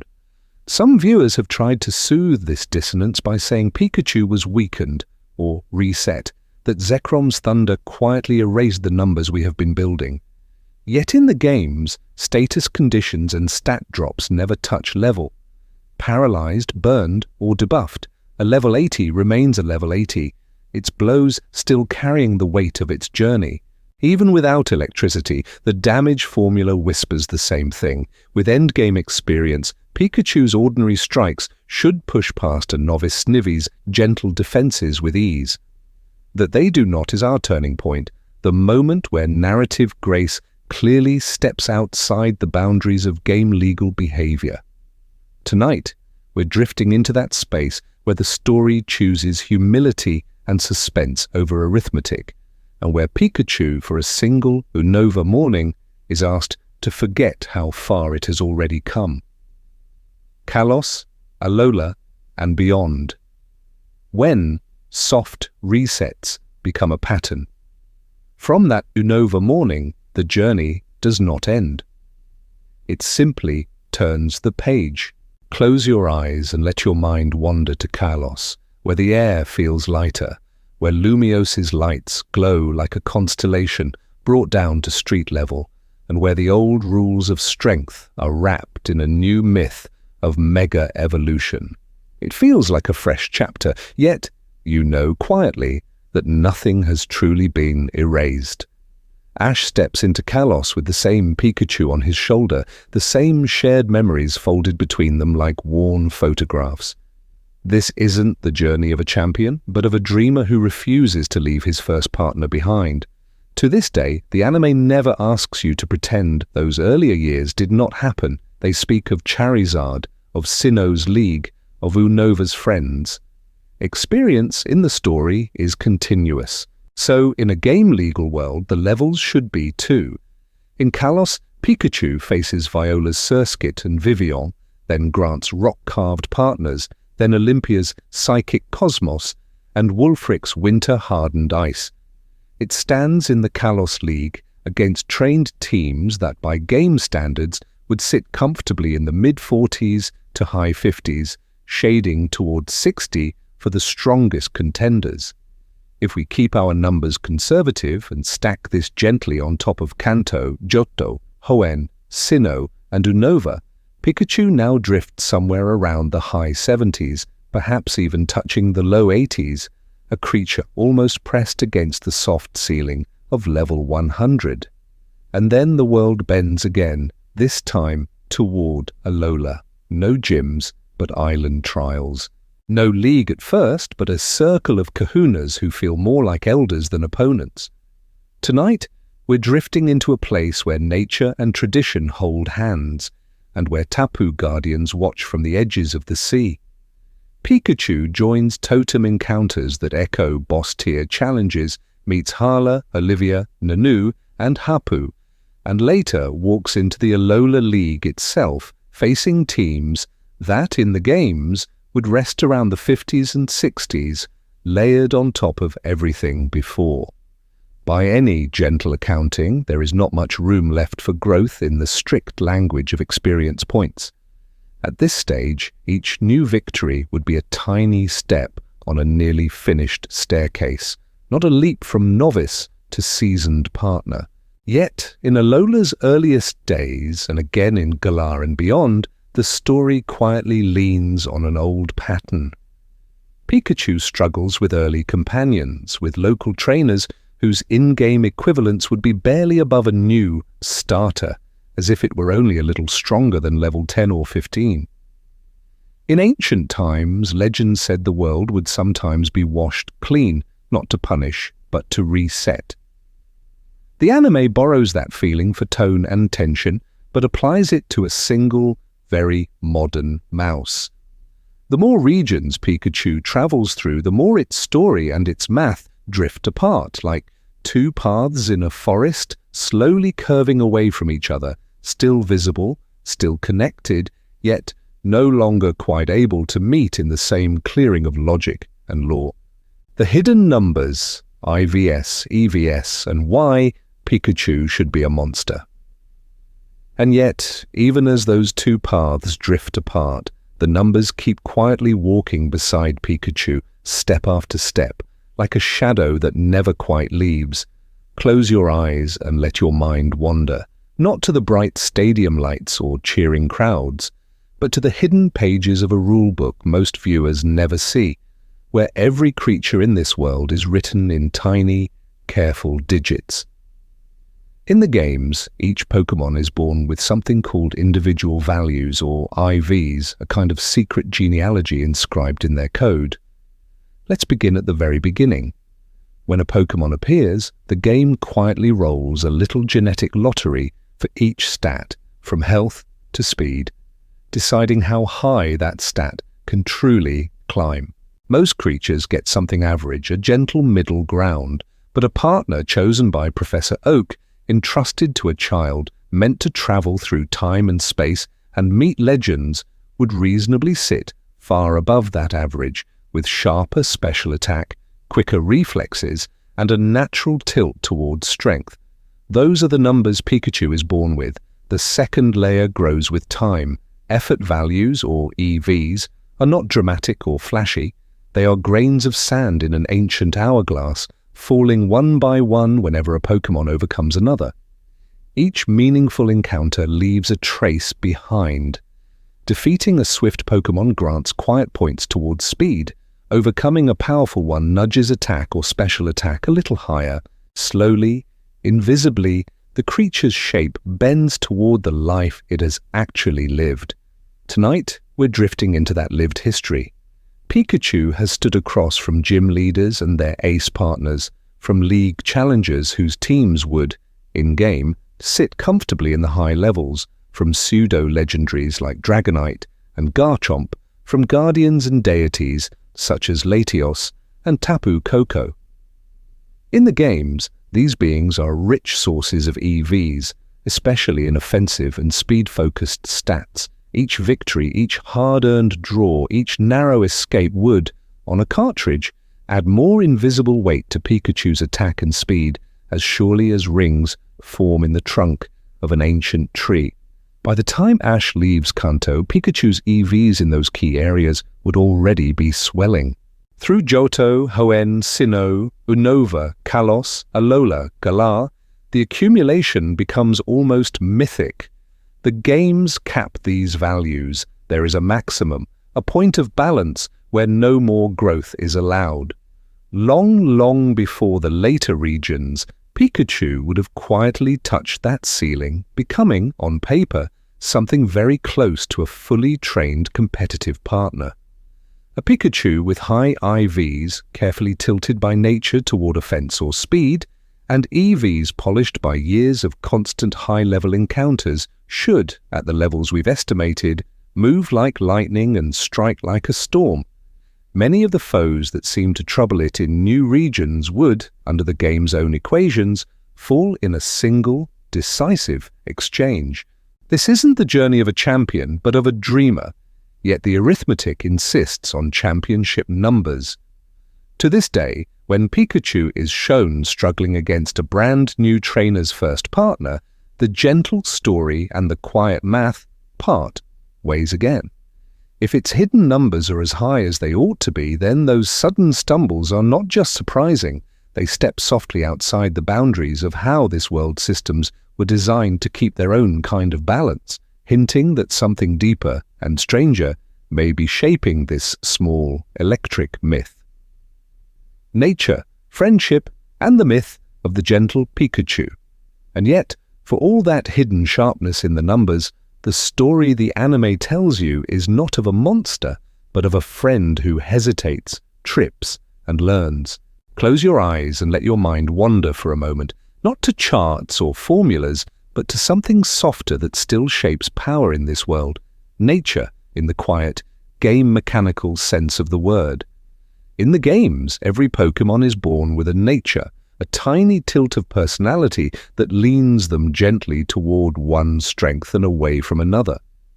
It is not a dramatic decree, but a whisper in their stats, nudging one a little higher, pulling another a little lower, so that even two Pikachu of the same level and species carry different destinies in their numbers. This isn't the journey of a champion, but of a dreamer whose character sheet is written in small, almost invisible preferences. When you think of Ash's Pikachu, you might remember the way it steps forward against towering opponents, trembling a little but refusing to back away. That is the quiet courage of a brave nature, which in the games would raise its physical attack while letting its speed fall, trading a bit of quickness for heavier blows with moves like Iron Tail and Volt Tackle. At other moments, Pikachu darts and weaves, impatient and impulsive, more like a hasty or naive nature, each of which lifts its speed while letting its defenses soften, turning it into a streak of yellow light that hits before it is hit. There are times, too, when Pikachu's joy is unmistakable, when it dances on Ash's shoulder or spins in the air after a shared victory. A jolly nature in the games would also favor speed, smiling away a little special attack in exchange for moving first more often. Any of these natures, brave, hasty, naive, jolly, are what players quietly call positive for an attacker, bending the math toward stronger strikes or swifter movement, and Ash's partner behaves as though one of those hidden wins is always at its back. Tonight, we're drifting into another invisible number, friendship. In ancient times, long before Pokeballs measured anything, people simply knew when a Pokémon trusted them. The modern games turn that feeling into a value, a scale that rises as you walk together, heal together, and refuse to give up on each other. To this day, a Pikachu that has crossed regions at a trainer's side would almost certainly sit at the maximum of that unseen bond. Mechanically, that deep affection is not just a story about companionship. High friendship in the games unlocks moves like Return, whose power grows as the bond grows, and allows certain Pokémon to evolve only when they feel safe enough to change. If Ash's Pikachu ever chose to become a Raichu, it would do so not through force, but through a friendship value that has quietly overflowed for years. Now, imagine layering all of this together.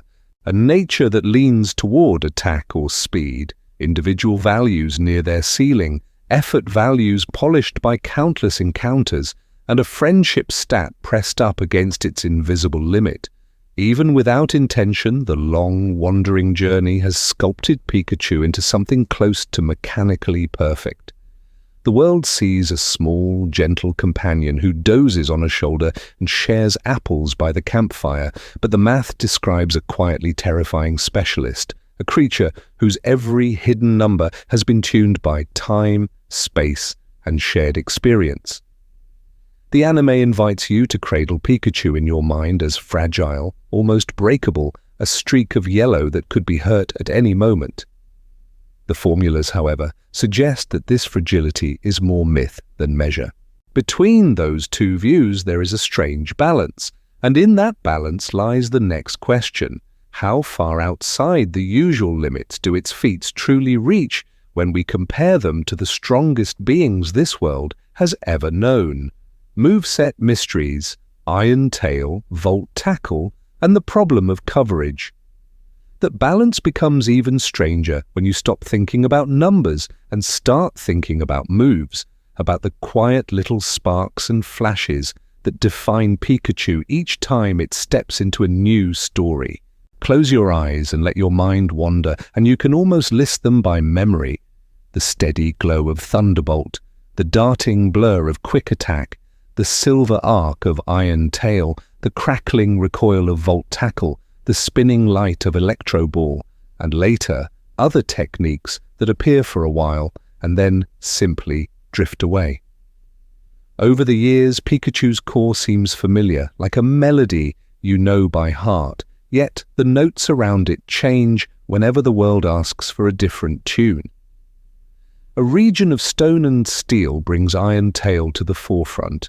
A time of aerial acrobatics invites Volt Tackle's wild plunge. A new generation of animation favors Electro Ball's swirling sphere.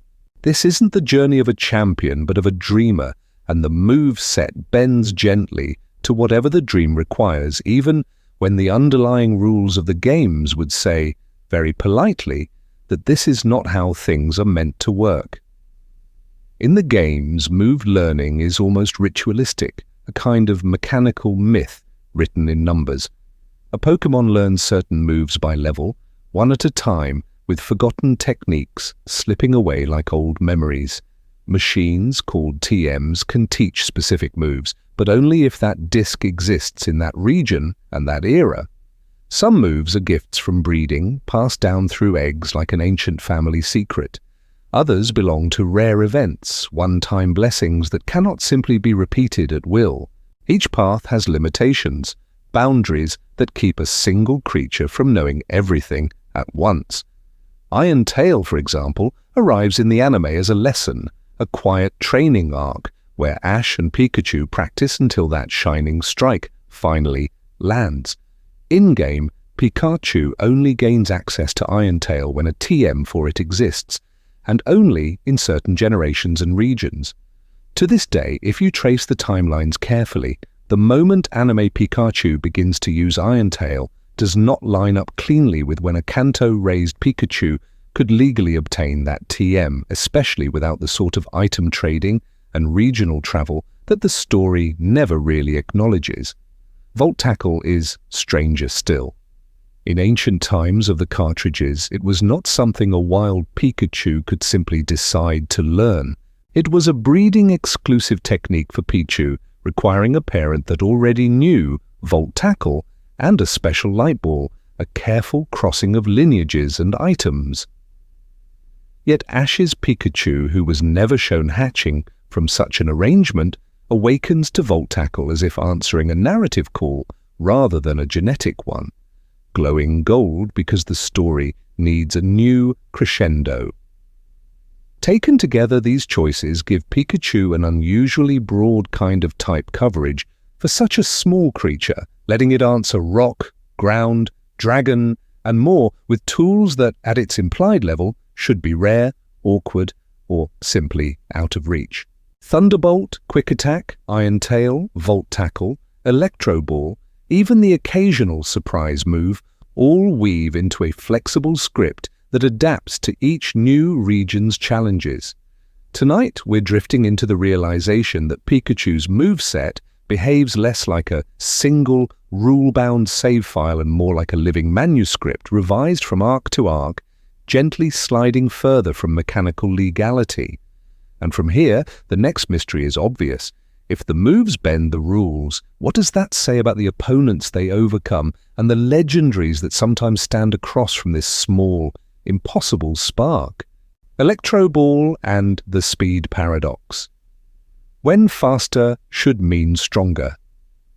And so, from that living manuscript of shifting moves, another page turns, one inked with soft light and quiet equations. Close your eyes and let your mind wander, because tonight we're drifting into a move that is not just a spark, but a little piece of arithmetic wrapped in lightning. Electro Ball. Electro Ball is unusual in this world of fixed numbers and steady charts. Most moves are content to be simple stories, a set base power, a clear effect, a known range. Electro Ball is different. It listens. It looks at the user's speed, compares it to the target's speed, and only then decides how bright it will shine. The more the user's speed exceeds the opponent's, the stronger the orb becomes, as if the very idea of quickness is being translated into power. In the games, this translation is almost comforting in its clarity. If the user is only a little faster, the move is modest, a gentle crackle. As the ratio climbs, twice as fast, 3 times as fast, 4 times or more, the base power steps upward through hidden thresholds until it reaches its peak. At the highest tier, Electro Ball becomes a move as strong as many signature techniques, not to punish, but to reset your understanding of what a small, swift Pokémon can do. Now imagine Pikachu, not as a number on a screen, but as you have seen it across regions and years. This isn't the journey of a champion, but of a dreamer. And yet that dreamer's partner is almost always shown as astonishingly quick. You remember the quiet sidesteps away from stone and steel, the way it dances around Mega Lucario's blows, the soft blur as it slips past a Gyarados' lunging jaws, the way even seasoned trainers murmur that Ash's Pikachu is so fast, with something like awe. If we gently pull those moments back into the realm of math, a picture forms, a likely positive speed nature, effort values quietly maxed by a lifetime of motion, a level that by simple experience should be far beyond the early game world. Against many of the heavy grounded opponents it faces, Raiden, Steelix, Snorlax, even some gym leaders ace Pokémon, Electro Ball, by formula, should almost always sit at that highest power tier, a concentrated moon of electricity. And yet to this day you can recall scenes where Electro Ball lands with a softness that does not match its supposed ratio. Pikachu clearly outpaces its foe, darting through space like a yellow comet, only for the glowing sphere to nudge a bulky opponent back, or be shrugged off after a moment of strain. The numbers whisper that it should be decisive. The animation replies with a gentle stalemate. The reverse happens too, like a myth turned inside out. There are swifter opponents, Latios skimming the air like a line of light, Tapu Koko dancing through the sky, Greninja slicing through water and wind, who should, by all rights, meet Electro Ball at its weakest, the ratio no longer in Pikachu's favor. Yet the orb sometimes strikes them with a weight that feels far beyond what the game's damage formula would allow, as though the story has chosen emotion over calculation. In ancient times, storytellers bent stars and seasons to fit the shape of a tale, and the world of Pokémon follows that same gentle tradition. Electro Ball, more than almost any other move Pikachu knows, exposes the space between those traditions and the rigid comfort of in-game mechanics. It reminds you that while the games offer balance through numbers, the anime seeks balance through feeling, and somewhere between those two, this small, impossible spark continues to rewrite what should be possible. Damage formulas. In a whisper. How hard should Pikachu actually hit? Electro Ball, with all its quiet contradictions, leads you toward an even more hidden pattern, one that sits underneath every move Pikachu has ever used: the damage formula itself. Close your eyes and let your mind wander, not into harsh equations on a whiteboard, but into a gentle recipe the games whisper to decide how hard a spark should really land. In the games, the world of damage is made from a few simple ingredients, stirred together in the same order every time. There is level. Like the age of a wandering myth, there is attack or special attack, and on the other side, defense or special defense, two sides of a delicate balance. There is the move's base power, the type of the move, and the type of the target, and finally a small, quiet, random factor, a little bit of chance, never meant to punish, but to reset your expectations just enough that no two moments feel identical. Level is the great storyteller here. A level 10 Pikachu's Thunderbolt is a bright candle. A level 70 Pikachu's Thunderbolt is a storm that has learned its own name. If Ash's Pikachu really has walked through Kanto, Johto, Hoenn, Sinnoh, Unova, Kalos, Alola, and beyond, meeting champions, legendaries, and ancient guardians, then its level, in game terms, would not be a timid number. It would be the kind of level that turns gentle sparks into overwhelming light against untrained, early journey companions. Imagine, for a moment, Pikachu using Thunderbolt on a partner of roughly equal level, perhaps a seasoned Charizard or a rival's ace. In-game, the damage would carve a deep mark, leaving the opponent breathing hard but still present, a quiet stalemate of endurance and will. Now lower the other side of the scale. A much less experienced Pokémon, the sort you might meet at the very beginning of a region. That same Thunderbolt from a weathered high-level Pikachu should be decisive, ending the encounter in a single, blinding instant. Then picture a different story, Pikachu facing a truly bulky, high-defense guardian, something like a Metagross or a legendary dragon shaped by ancient time or space. Here the formula bends but does not break. Thunderbolt still strikes hard, but the numbers say it should chip away, not topple the giant, in one graceful motion. To this day, the anime often drifts away from that quiet arithmetic. There are moments where Pikachu's Thunderbolt barely troubles a modest foe, treated as if it were a level 5 spark, and other scenes where it overwhelms impossibly sturdy legends, turning what should be a careful, multi-turn exchange into a single flash of narrative lightning. Type 2 is part of this myth. In-game, electric power flows cleanly, super effective against water and flying, not very effective against grass and dragon, and simply refused by ground, an ancient immunity written into nature itself. Yet the show sometimes softens these rules, letting electricity tingle through ground types, or asking a not very effective move to decide the outcome because the story needs that moment of connection. Tonight, we're drifting into the realization that if you whispered this damage formula into the ear of every scene Pikachu has ever stood in, many of those stories would have to end very differently. This isn't the journey of a champion, but of a dreamer, and in that dream, Pikachu's damage does not belong to any legal rulebook at all, but the numbers are about to speak more clearly than ever.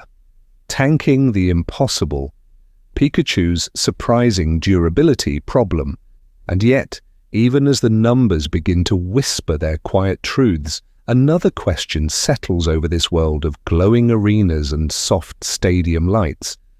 If Pikachu's power is already wandering beyond the chart, what do we do with the way it simply refuses to fall? Close your eyes and let your mind wander to the games for a moment, to that familiar screen where a Pikachu's health is a small green bar and nothing more. In that world, Pikachu is gentle, quick, and bright, but fragile.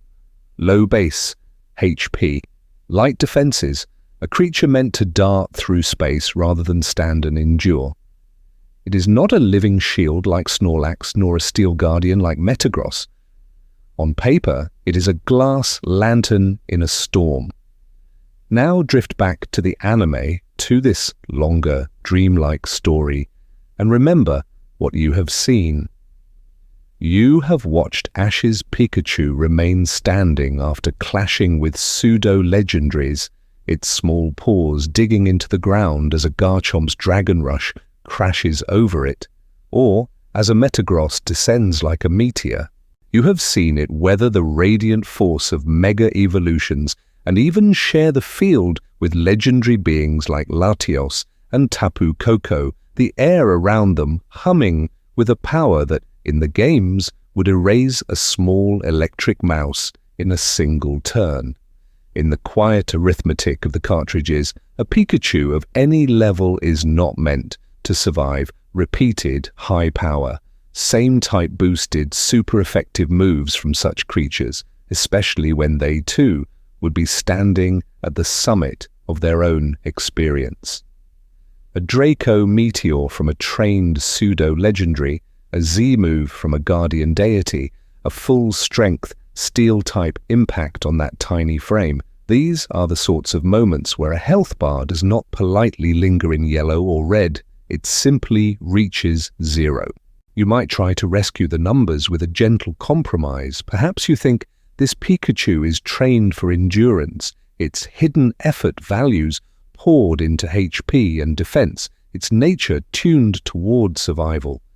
But effort is a limited resource. Every point spent on durability is a point not spent on the blazing special attack and speed that let Pikachu strike first and strike hard.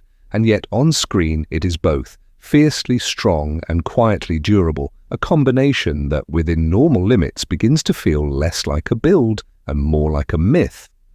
Tonight we're drifting into a contrast between two ways of telling the same story.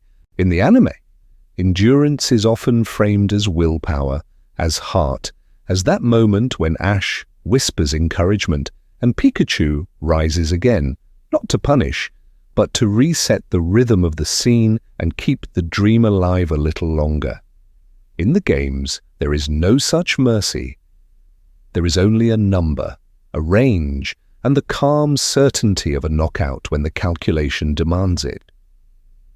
To this day, Pikachu's ability to remain in these impossible scenes is one of the most beautiful threads in Ash's long journey. It turns a fragile creature into a symbol of companionship that refuses to yield, a tiny spark holding its own against storms that should, by all legal measures, extinguish it. This isn't the journey of a champion, but of a dreamer. And in that dream, Pikachu's durability is quietly, tenderly illegal, a soft violation of the stat sheet in service of a larger story. In the next breath, the numbers will turn from how long Pikachu can stand to how far it has already come and what that means for its true level in this ancient, sleeping world of experience and time. Legendary scaling, Pikachu versus gods, dragons and myths. From that quiet question of endurance, your thoughts can drift outward toward who Pikachu is standing against. Close your eyes and let your mind wander, not to numbers on a screen, but to shapes in the dark, a crystal giant of ice, a twin dragon of light and shadow, a guardian deity wrapped in electric mist. These are not neighborhood sparring partners, they are legends whose names reshape maps. In ancient times, people would have carved beings like Regice into stone, telling children that this frozen titan moved continents and sealed ancient chambers, not to punish, but to reset the world when balance slipped. In the games, Regice sits high above an ordinary partner like Pikachu, with defenses that turn most sparks into little more than a chill glow on its surface.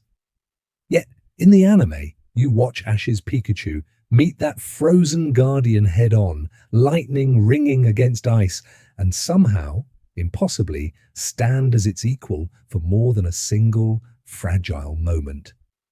The same quiet strangeness follows Pikachu to other corners of the world. Latios, a soaring dragon of time-touched skies, is treated in the games as a rare encounter, a roaming miracle with base stats that leave small rodents far behind. Tapu Koko, the guardian of Alola's nature and people, moves like a living thunderclap, a deity that trainers approach with reverence and caution. On a game console, these presences arrive at high levels, with deep reservoirs of health, speed, and power that even a well-trained team must respect. By contrast, a single, game-legal Pikachu, even raised with care, perfect IVs, and a gentle, patient trainer, usually needs layers of support to truly contend with such beings. You would bring items, status moves, careful type coverage, perhaps even other partners to soften the legendary's strength. The damage formulas quietly insist on it. A modest misstep, and the encounter ends in a single, overwhelming blow. Yet on screen, Ash's Pikachu trades strikes with Latios in a way that feels almost ceremonial, a small spark daring to touch the horizon. It stands before Tapu Koko more than once, not as a frightened beginner, but as a familiar presence that can draw out the Guardian's full power and still remain scorched but standing. To this day, Pikachu has stunned Regice, clashed with mythic birds and dragons, and even forced draws that, on paper, should be far beyond its species. If you tried to map these scenes back onto the game's quiet equations, you would find yourself bending the rules. To survive the blows it survives, to deliver the responses it delivers, Pikachu would need levels and stats that simply do not belong to a small electric mouse. It would become an illegal build, a quasi-legendary, wandering through a legal world. Tonight, we're drifting into a realization.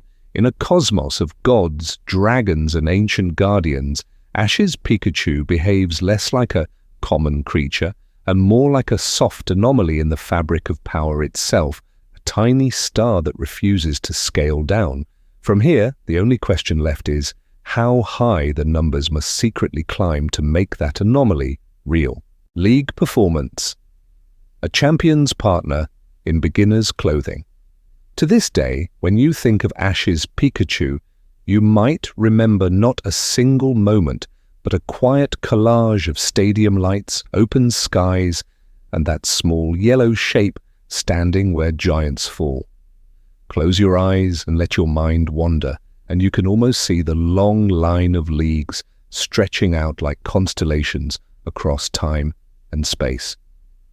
In Kanto's Indigo Plateau, Pikachu stood beside a very new trainer, sharing early victories and a gentle, clumsy exit long before the word champion meant anything.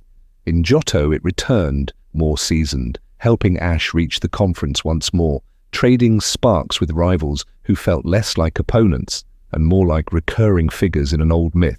In Hoenn, and then Sinnoh, Pikachu's presence deepened, carrying Ash into the top 8, then the top 4, and finally into that quiet, aching loss to Tobias, where a single Pikachu brought a Latios to a draw that should have been unthinkable for an ordinary partner. As the journey drifted onward into Unova and Kalos, into Alola's sunlit league and beyond, Pikachu kept appearing at the center of the story, a constant thread. It helped Ash win his first regional league in Alola, then stood as his trusted partner when world-level challenges appeared in Journeys. Tonight we're drifting into the recognition that this is not the record of a beginner's companion. This is the record of something closer to a perennial ace. In the games, by contrast, league-level play is meant to be the summit of careful preparation. Trainers bring high-level partners refined through nature, EVs, IVs, and carefully chosen moves, all balanced against each other like pieces in a quiet mathematical ritual. A team that reaches the Pokémon League is assumed to be polished, strong, and experienced, no longer learning the basics of how to stand its ground. Yet in the stories you've watched, Pikachu often meets these league-level partners head-on, and more than once it becomes Ash's final hope on the field, the one called upon when everything else has fallen away. It withstands the power of a Tyranitar, a Metagross, a Latios, a Tapu Koko, and answers back with electricity that feels far beyond the gentle image of a starter. If we translated that consistency into the quiet numbers of the games, we would be looking at a high-level, fully trained, game-legal competitor. And still, there is the other side of the ledger. This same Pikachu who can stand with legends has also stumbled before a newly obtained Snivy in Unova, or seemed strangely uncertain against early region partners that, by game standards, would be far below its station. This isn't the journey of a champion, but of a dreamer, and so the script allows a softness, a reset, a sense that Pikachu is always beginning again, even when its history says otherwise. If you treated Pikachu as a competitive asset, you would have to admit that its long-term record, its opponents, and its quiet endurance place it among the upper tiers of power, far from the fragile underdog it is sometimes said to be.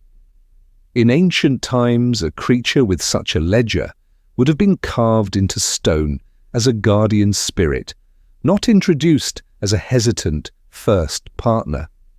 So you are left with a gentle dissonance, a world that dresses Pikachu in beginner's clothing, while its league record whispers of a champion's partner hiding in plain sight.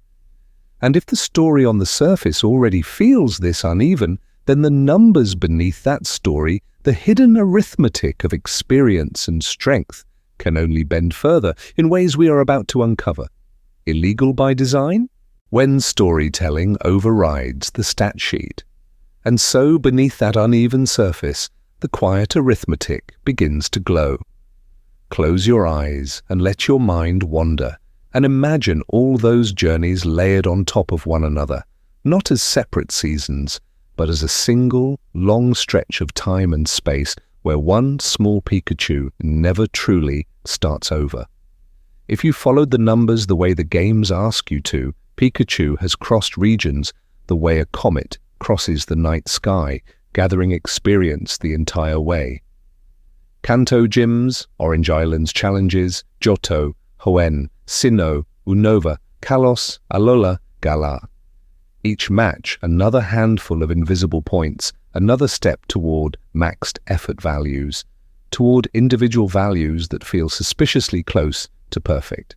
By the time Ash reaches even Johto, the math whispers of a partner that should stand beside level 50s and 60s without fear, a creature trained and retrained until its nature, its friendship, and its timing are all quietly optimized.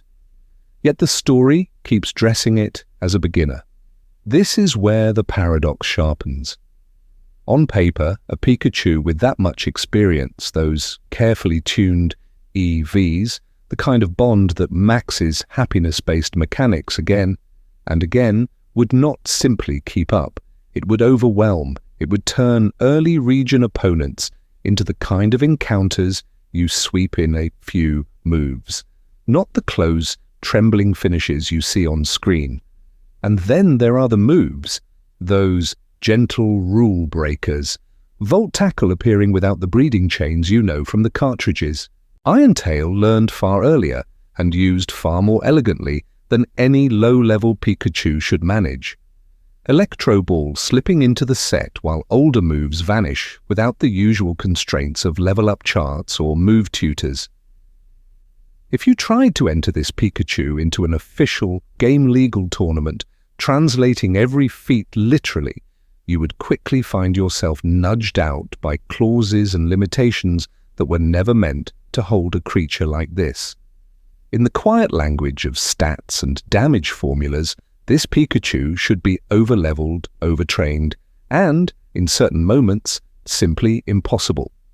Surviving blows from legendary partners that would erase an ordinary Pikachu, answering fully evolved starters at the very start of a new region, shrugging off what should be certain collapse. To this day, the numbers do not line up unless you allow them to bend, but perhaps that bending is the point. The soft resets at the beginning of each journey, the sudden dips and surges in power, the improbable durability begin to feel less like mistakes and more like tools. Tools to keep Pikachu close to you, to keep it small enough, uncertain enough that its victories still feel like your own. Not a distant, flawless champion, but a companion who can stumble, and rise and surprise you again. Tonight, we're drifting into a different kind of explanation, that Ash's Pikachu lives in a liminal space halfway between game logic and narrative logic, obeying whichever rule set will best protect the emotional balance of the moment. When the story needs vulnerability, the numbers soften. When the story needs awe, they quietly ascend. If Pikachu is illegal by design, not by accident, what does that say about the world between your hands and the world on your screen, between the games you play, the stories you watch, and the hidden numbers that shape both? This isn't the journey of a champion, but of a dreamer, tracing the outline of a mouse-shaped paradox in that soft region between rules and wonder, where sleep and imagination meet. And from here, we can drift even deeper into what it means to care for a creature that has quietly slipped its own limits. The Sinnoh power creep, Pikachu versus Cynthia's world. So now, as that paradox curls softly around you, the world of the story shifts northward to colder air and older stone. Close your eyes and let your mind wander, and you can almost feel the ferry sliding towards Sinnoh, carrying a boy, a mouse, and a quiet impossibility that the numbers can no longer comfortably hold. By the end of Hoenn and the battle frontier, the math has already whispered something bold. Even with the most cautious assumptions, Pikachu has traded blows with enough champions, aces, and legendaries that its experience should place it well into a veteran range, the kind of level you normally reserve for the upper reaches of an Elite Four team. Not a fresh companion at the start of a new chapter, but a seasoned presence walking beside you through time and space. Tonight, we're drifting into Sinnoh, a region that in the games and the anime alike is framed as unusually powerful, almost ancient in its expectations. Its league is stern, its gym leaders are steady, and above them all stands Cynthia, whose Garchomp feels less like a simple partner and more like a moving fault line in nature. In-game, that Garchomp sits in the high 60s with pseudo-legendary stats that bend the curve of what is considered fair. Against this backdrop, Pikachu steps into Orbor and meets Ruux Cranidos, a creature whose rock-type strikes should, under the normal damage formula, erase a standard Pikachu in a single clean motion. For Pikachu to endure, to stagger but remain, you are already looking at defenses and HP that feel more like a level in the 60s than something merely beginning a regional journey again. In Eterna, Gardenia's grass types face Iron Tail and Thunderbolt that carve through them with a force that, when you quietly plug base powers and type matchups into the equations, starts resembling the output of a high-level special attacker, not a small electric rodent hovering somewhere in the 30s. By Sunyshore, Falconer's Luxray and Electivire are framed as apex partners, yet Pikachu trades strikes with them as an equal, suggesting offensive and defensive numbers that drift into the 70s, perhaps even brushing the 80s. Then there is Paul and the Lily of the Valley Conference, where Pikachu weathers exchanges with teams trained under harsh discipline, Pokémon that, by all narrative cues, sit at or above the champion threshold. A normal Pikachu, even perfectly bred and carefully trained, would fold under those blows. The damage ranges simply do not support that level of durability. Here, a quiet contradiction appears. The story still places Pikachu beside newly caught teammates, as if it shares their scale. Yet the math has gently pushed it into pseudo-legendary territory, existing in the same ecosystem as Cynthia's Garchomp without being erased on contact. To this day, if you align their implied levels and stats, you find Pikachu hovering in a realm the games would never allow a starter to reach without something almost illegal. This isn't the journey of a champion, but of a dreamer, and so the realization is soft rather than accusing. Somewhere in Sinnoh, Pikachu has slipped beyond the lawful borders of its own design, becoming a tiny, yellow myth walking quietly at Ash's heel. Iron Tail and the myth of normal move progression. And then, almost without comment, the tiny myth learns to turn its own tail into metal. Close your eyes and let your mind wander, and picture that first Iron Tail in the anime. A small electric mouse framed by a quiet Hoenn moon, its tail suddenly glowing silver, cutting a pale arc through the air. A steel-type technique born not from a lifetime in a forge, but from a brief training scene with an old master in a forest clearing, and then folded calmly into Pikachu's growing repertoire, as if the world had always allowed this. In the games, Iron Tail is not a passing whim. It arrives as a technical machine or a tutor's gift, a crystallized lesson that costs you money, shards, or precious BP, and can only be taught so many times. There is an implied weight to it. The time spent reaching the tutor, the careful choice of which partner is worthy, the quiet hours of practice that are never animated on screen.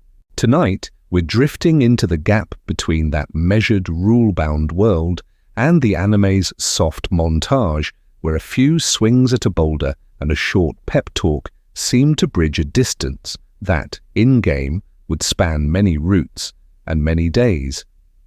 Mechanically, Iron Tail is not gentle. 75 base power in its modern form, once a fearsome 100, tempered by shaky accuracy that hovers at 75%. To make it truly threatening, you need a real physical presence, a solid attack stat that a typical, legal Pikachu only begins to approach after a long climb through levels and effort values. At level 20 or 30, most Pikachu in the cartridges tap lightly at these numbers.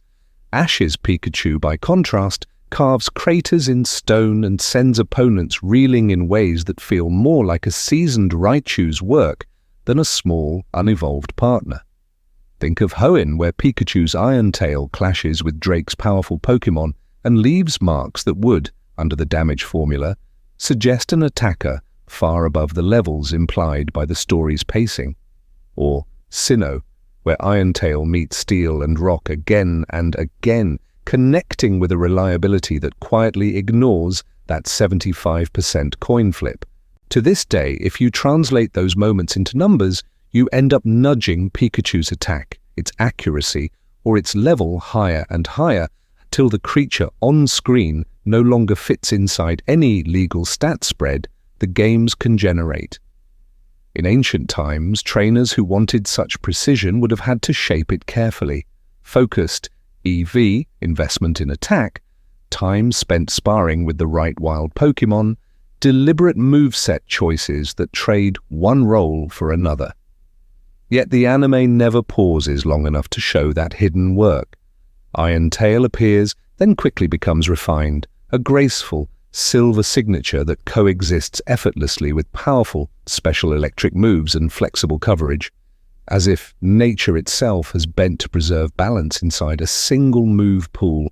This isn't the journey of a champion, but of a dreamer, and so the conclusion arrives softly. When you follow Iron Tail from tutor rules to stat requirements, you find that Ash's Pikachu is no longer just over-leveled. It is quietly stepping outside the cartridge's legal boundaries, operating under a different, almost story-shaped physics, where a tail can become steel on command, and the math simply follows along. Electro Ball and the speed, paradox. And just when the numbers around Iron Tail begin to settle in your mind, the story adds another quiet impossibility, wrapped not in metal, but in light. Electro Ball arrives in Unova like a small comet in Pikachu's paws, a glowing sphere of electricity that swells and brightens as it flies, as if responding not only to power, but to how quickly Pikachu moves through the world. Close your eyes and let your mind wander, and imagine the game cartridge trying to describe that glow. In the games, Electro Ball is not a vague notion of strength. It is a careful ratio, a little equation whispered under the surface. The move looks at the user's speed and the target's speed, and it compares them almost like a scale searching for balance. If Pikachu is only a little faster, the base power is modest. If it is twice as fast, the light grows stronger. At 3 times, 4 times the speed, the number quietly climbs until Electro Ball reaches its brightest, most punishing form. In simple terms, if your speed barely edges out your opponent's, Electro Ball is a soft spark. When your speed doubles theirs, it becomes something closer to Thunderbolt. When you reach 3 or 4 times their speed, the move is transformed into a mythic strike, a 120 base power star falling from the sky. Tonight, we're drifting into that ratio because the anime keeps showing you the brightest version of that star, even when the opponents should be very swift themselves. Think of Unova's skies, Trip's Unfizant slicing the air, Skylar's Swanna gliding with practiced grace, speedy partners that in the games carry high base speed as part of their identity.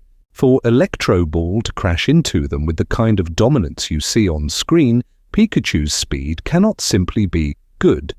It must be so far beyond theirs that on paper it resembles a carefully bred, fully trained competitive partner, not a modest companion who supposedly struggles to keep up with new regional friends. At level 50, a standard Pikachu with no special training might sit near 120 speed. To consistently throw maximum power Electro Balls at fast birds and fully evolved opponents. Though you begin to need numbers that creep toward 160, 170, even higher, with a speed-boosting nature and a full spread of speed EVs. This isn't the journey of a champion, but of a dreamer, yet the math quietly insists on a Pikachu that has defeated hundreds upon hundreds of quick opponents, collecting speed EVs in volumes that would, in-game, push its level well past the gentle fiction of a soft reset. In ancient times, trainers who wanted such speed would seek out flocks of Zubat, flurries of Pidgey, endless streams of swift wild Pokémon, repeating the same quiet encounters until the stat screen finally reflected their patience. Each encounter grants only a few EVs. To max a single stat is an act of time, of repetition, of commitment. For Ash's Pikachu to move as Electro Ball suggests, its speed EVs must already be overflowing, and with every encounter that builds speed, experience points climb as well, dragging its level upward like the tide. To this day, the anime asks you to believe that Pikachu stands just a little above the others, only a step ahead of a new starter. Yet Electro Ball's glow tells a different story, one where speed has been layered and layered until the numbers look almost legendary. And Electro Ball is only the first clue, because when you follow that same speed into how Pikachu dodges, how it moves between thunderclaps and dragon-shaped beams of light, you discover an even stranger secret waiting just ahead. Volt Tackle, a forbidden technique, hiding in plain sight. That strange secret is wrapped in golden light. Close your eyes and let your mind wander, and you can probably see it already. Pikachu gathering itself into a shining comet, fur turned to sunlight, air crackling around it as it hurls its whole small body forward. In the anime, Volt Tackle is framed as something almost tender despite its force, a special technique born from trust and timing, a move that appears when the story needs a miracle. It feels like a gift, it feels like destiny, but in the games, that same glow is treated very differently. Volt Tackle, in the quiet language of game mechanics, is not just another electric strike, it is an egg move, a secret passed down only before birth. To receive it, a baby Pichu must be born from parents who hold a light ball, that strange little orb sometimes found in nature beside wild Pikachu, and only then will the tiny mouse open its eyes, already knowing how to turn itself into lightning. A wild Pikachu, already grown, already wandering the tall grass the way Ash first found his, has no legal path to this move at all. No tutor will offer it. No level will grant it. The door is simply closed. And even when that door is open for you in the games, the price is steep. Volt Tackle is powerful, yes, but it bites back. A third of the damage you deal echoes into your own body as recoil, a quiet reminder of balance, of limits. Use it twice into a sturdy opponent, and your HP bar shrinks like a candle in the wind. Use it 3 or 4 times, and even a well-trained Pikachu will crumple long before the world around it has gone quiet. Tonight, we're drifting into the numbers hidden beneath that golden blur. If Ash's Pikachu were bound by those same rules, surviving repeated Volt Tackles would demand something extraordinary. Imagine a Pikachu with the kindest possible nature for endurance, perfect IVs, and years of careful EV training, its HP and defense pushed as far as they can reasonably go. Even then, against the sort of fully evolved partners and pseudo-legendary opponents it faces, 3 or 4 Volt Tackles in a single encounter, plus incoming damage, should drain it completely. Yet to this day, we watch it rise again and again, panting a little, cheeks sparking, but somehow still standing. This isn't the journey of a champion, but of a dreamer, so the anime offers softer explanations. Mysterious training with legendary mentors. A bond with Ash that bends what nature normally allows. Unique circumstances hinted at but never fully named. And yet, even if you grant all of that, the puzzle remains doubled. A Pikachu who should never have learned Volt Tackle at all, calmly enduring recoil that should, by the game's own standards, wear it down like ocean waves on stone. In competitive play, Volt Tackle is high risk, high reward, a blazing signature that shortens the user's time on the field every time it lands. For Ash's Pikachu, it becomes almost the opposite, a near spammable finisher, a golden exclamation mark it can call upon whenever the story leans toward its climax with little lasting cost. The move that should be a bargain with consequence turns into a nearly free wish. And so you are left with a soft, unsettling realization. Volt Tackle is not just a cool flourish of animation, but a forbidden technique hiding in plain sight, a move this Pikachu should not have, used in a way it should not survive. From here, as we follow Pikachu further, the numbers and the myths begin to blur even more, and another layer of its impossible endurance quietly unfolds. Type coverage. That shouldn't exist on a single Pikachu. And if Volt Tackle is the forbidden flair that draws your eye, Pikachu's move coverage is the quiet, impossible architecture underneath it, the part that only reveals itself when you slow down and trace the patterns. Close your eyes and let your mind wander for a moment, and simply list, in your thoughts, what this single small Pokémon has carried over the years. There is the familiar electric power, the comforting thunderbolt that has become almost like a heartbeat in the story. There is physical steel in Iron-Tail, a sharp, gleaming edge that lets Pikachu threaten rock and ice it should fear. There are normal-type threads like Quick Attack, a blur of motion, and Double Team, a gentle distortion of space itself. And then, scattered through time, you see experimental sparks, Electro Ball, Volt Tackle, even the quiet utility of moves that come and go without ceremony, as if this one partner can be anything the story needs. In the games, that kind of freedom does not exist. A Pikachu is bound to 4 move slots, to the strict geometry of TM lists and tutor availability, to the quiet arithmetic of physical attack versus special attack. If you want a physical Iron-Tail user, you lean into natures and EVs that support that path. If you want a special blaster, you choose differently, and you accept that not every dream fits into one set of numbers. This isn't the journey of a champion, but of a dreamer who must still obey the cartridge's limits. Yet on screen, Pikachu drifts from role to role with an ease that feels almost mythic. In Hoenn and Sinnoh, it dances as a nimble physical attacker. Iron-Tail and Quick Attack turning it into a dart of yellow light and silver arcs. Later, in Unova and beyond, it leans into special power, Thunderbolt and Electro Ball turning the air itself into a storm.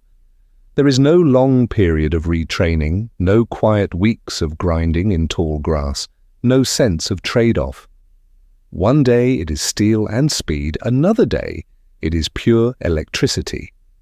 To this day, any trainer who has played the games knows how different this is from their own experience. Retooling a moveset is not a gentle overnight change. It is TMs spent, tutors sought out, breeding projects started and abandoned, EV spreads carefully reshaped. A competitive Pikachu that can threaten ground types with Iron Tail, keep priority with Quick Attack, and still hold Thunderbolt or Electro Ball is not an accident. It is a deliberate, almost scholarly construction. Think of the moments when this coverage bends the world around it. Iron Tail cracking through Brock's Onyx, Thunderbolt reaching foes that should, by typing, be safer than they are, Electro Ball turning speed into raw, punishing light. In-game, each of those choices would imply a different build, a different story of planning and sacrifice. But Ash, as he is shown, does not live in spreadsheets and damage calculators. He moves through nature and cities with a kind of trusting, impulsive kindness, not with meticulous optimization. And somehow, his Pikachu emerges looking less like a casual partner and more like a carefully engineered competitive set that keeps rewriting itself without cost. Tonight, we're drifting into the quiet conclusion that this ever-shifting coverage is another soft impossibility, another sign that this Pikachu is not bound by the legal constraints of data and code, but by a gentler law of narrative balance, where the rules bend just enough to let the story keep glowing. From here, as we follow Pikachu into new regions and new leagues, the question becomes even stranger. If its moves are this fluid, what does that mean for its level, its strength, and the hidden numbers that the anime never shows you? EVS in the shadows. Invisible training that breaks the curve. And if the moves are already slipping free of the usual limits, then the numbers underneath them begin to feel even stranger, almost like a secret current under the surface of the story. Close your eyes and let your mind wander, and imagine that every time Pikachu wins a clash of sparks, the world quietly writes down a number you never see. In the games, those numbers are called effort values or EVs, but here you can think of them as the soft echoes of experience, little traces of strength that cling to a Pokémon after each encounter. They do not shout, they simply accumulate patiently over time. In ancient times, long before players spoke casually of builds and spreads, the designers hid this system as a kind of invisible gravity. Each species you defeat leaves behind a particular imprint, a Pidgey whispering a point of speed, a Geodude offering a fragment of defense, a Chansey gifting a generous pulse of HP. One by one, they are almost nothing. Over hundreds or thousands, they become the quiet architecture of a Pokémon's final form. Ash's Pikachu has walked through regions the way rivers move through landscapes, carving a path simply by existing. In Kanto alone, there are the 8 gym challenges, the Indigo League, the many encounters with Team Rocket, and the small, forgettable scuffles on forest paths. If you translate that into game terms, you are already looking at well over 100 meaningful wins, perhaps a few hundred EVs scattered across speed, special attack, HP, and more. By Johto and Hoenn, with new leagues, rivals, and villainous teams, that number swells into the thousands. By Sinnoh, Unova, Kalos, Alola, and beyond, Pikachu has faced pseudo-legendaries, champions, aces, even beings like Latios and Tapu Koko. Each one, in game logic, would carry rich EV rewards, Garchomp feeding attack and speed, Lucario shaping attack and special attack, bulky Guardians pouring extra HP and defenses into the mix.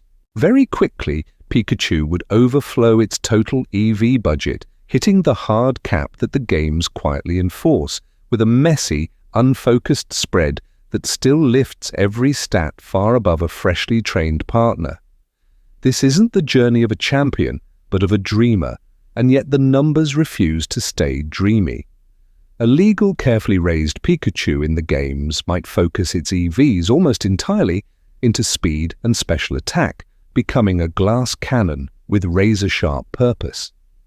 Ash's Pikachu, if it truly carried every echo of every encounter, would instead be a strange, overgrown tree, roots in every direction, less efficient, but towering all the same. And yet, on screen, Pikachu seems to enjoy the best of both worlds. It moves with the swiftness of a perfectly trained sweeper, but endures hits as if its HP and defenses were lovingly curated.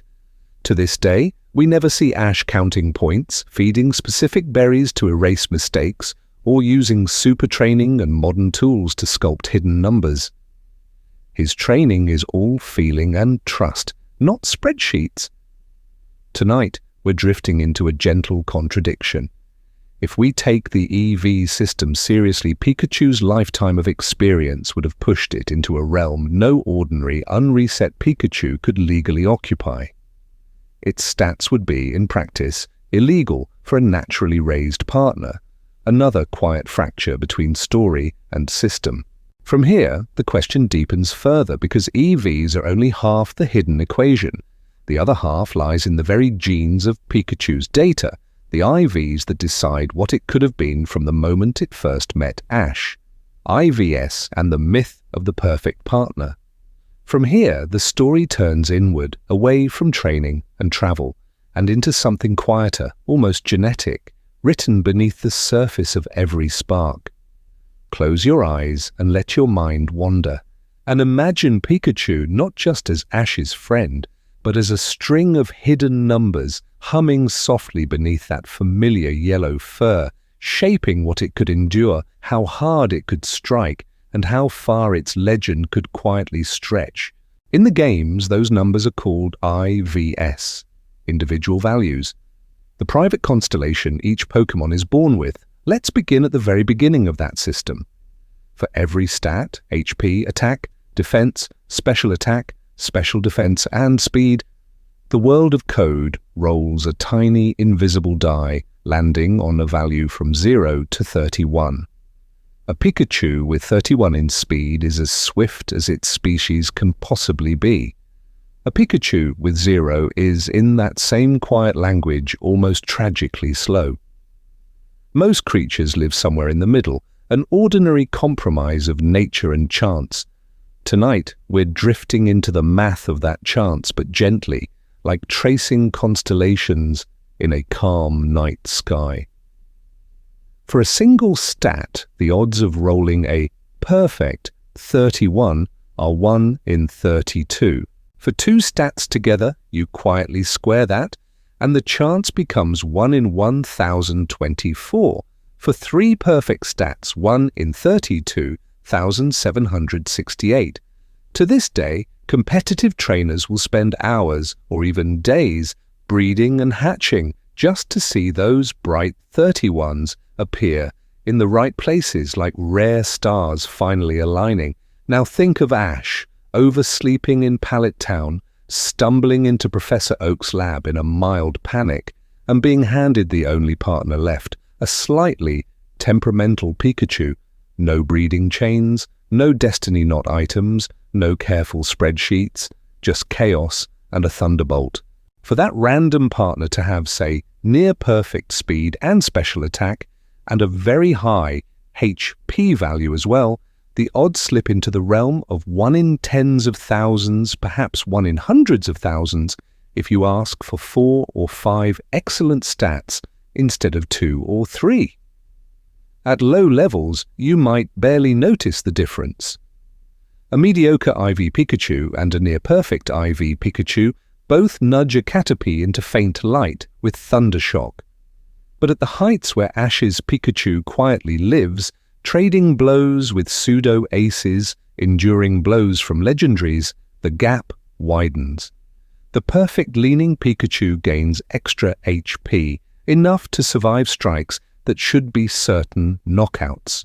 Its offenses climb just high enough that Iron-Tail can topple a Tyranitar, or that a single, focused Volt Tackle can pierce through opponents that by all normal rules should stand firm.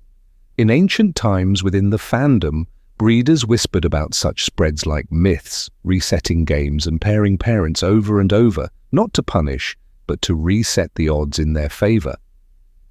They chased what Ash seems to have received on day one, a partner whose IVs read almost like a wish. This isn't the journey of a champion, but of a dreamer, yet his Pikachu behaves like the carefully sculpted product of a master breeder's lifetime. When you stack that almost impossible genetic profile on top of the EV paths and level curves we have already traced, Pikachu stops resembling a normal starter at all. It begins to feel like a quietly illegal legendary in disguise, a creature whose numbers do not belong to its species or its story. And the deeper secret is that IVs still aren't the final hidden layer of this myth.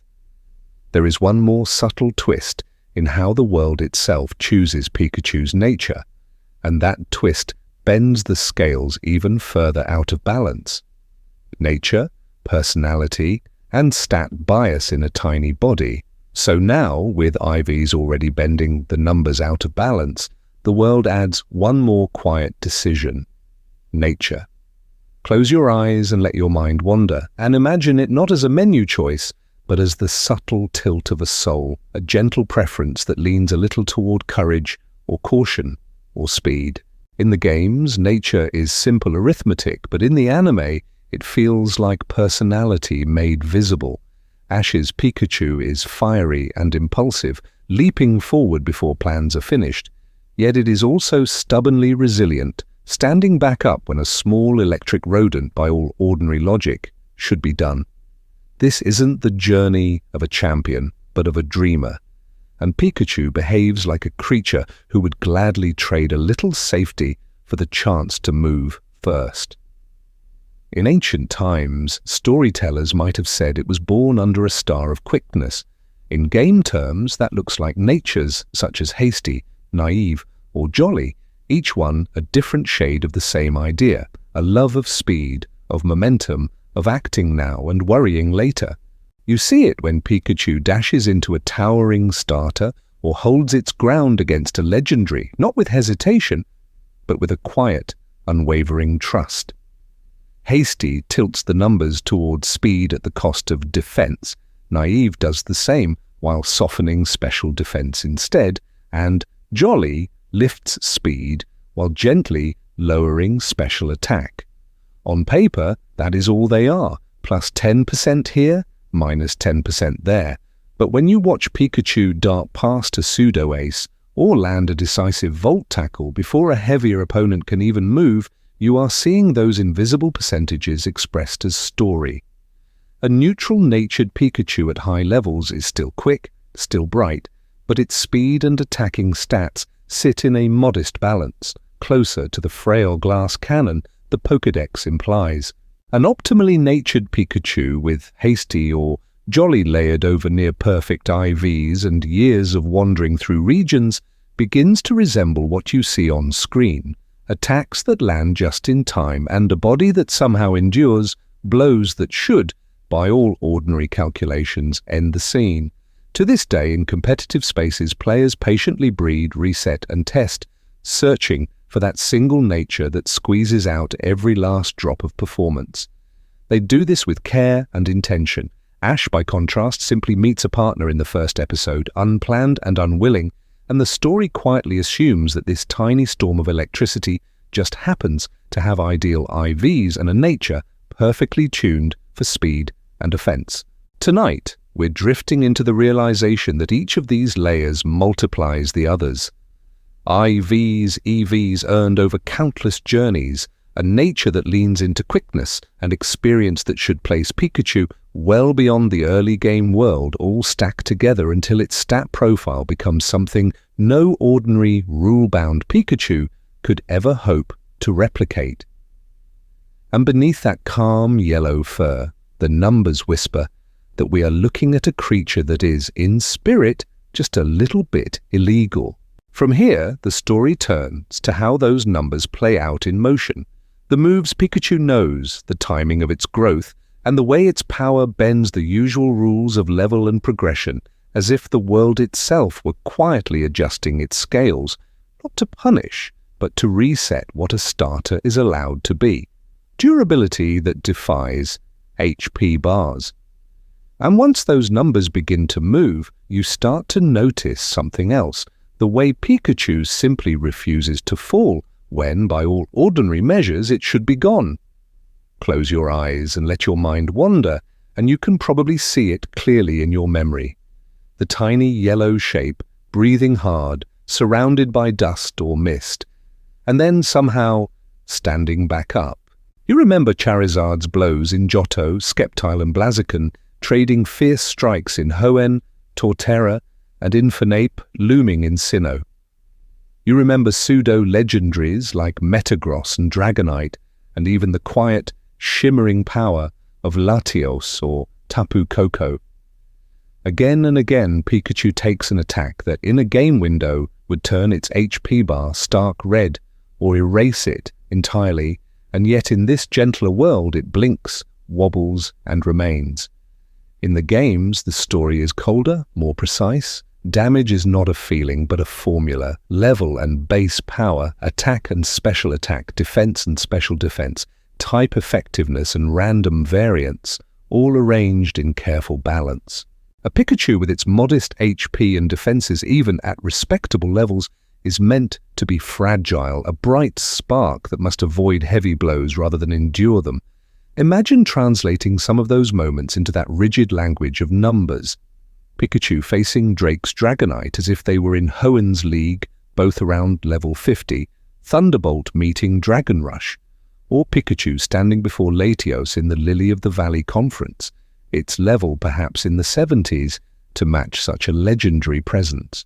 On paper, a high-powered, super-effective or even neutral strike from creatures like these should be a guaranteed one-hit knockout, even if you grant Pikachu perfect IVs, a careful nature, and a full spread of defensive EVs.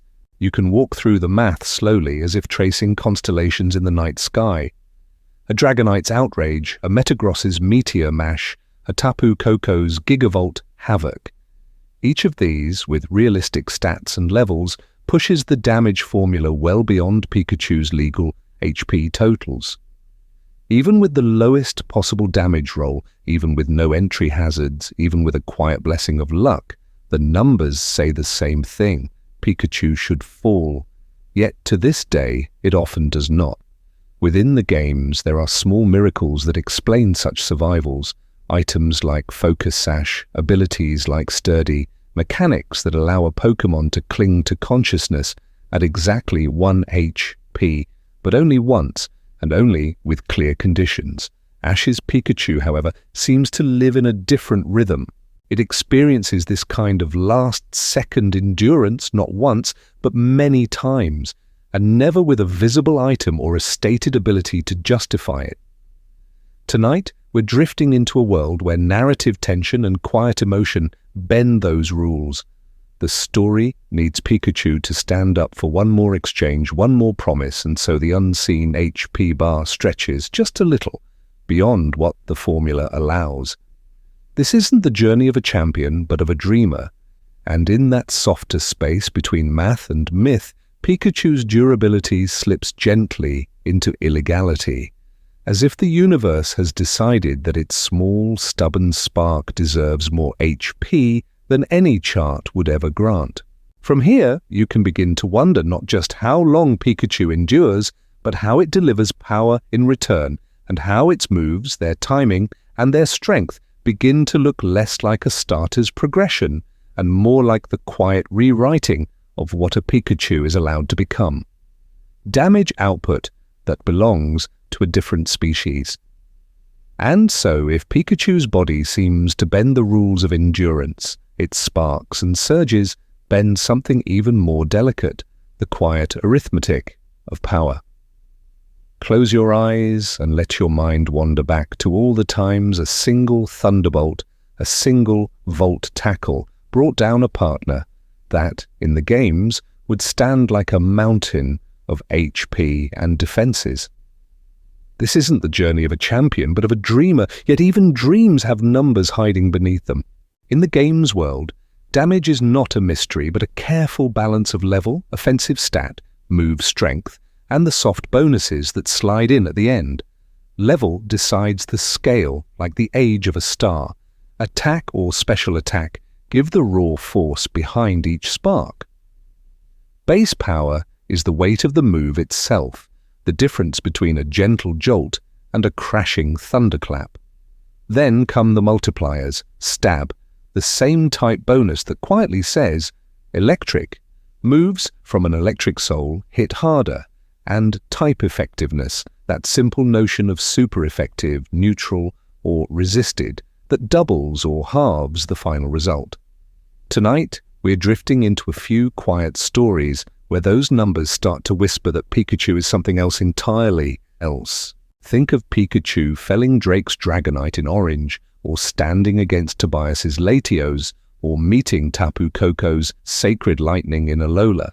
In game terms, those are encounters with pseudo-legendaries and legendaries, beings whose stats sit in the realm of 600 base total and beyond, creatures of great bulk and power, shaped by nature to endure. If you gently translate those scenes into the game's language, a pattern appears.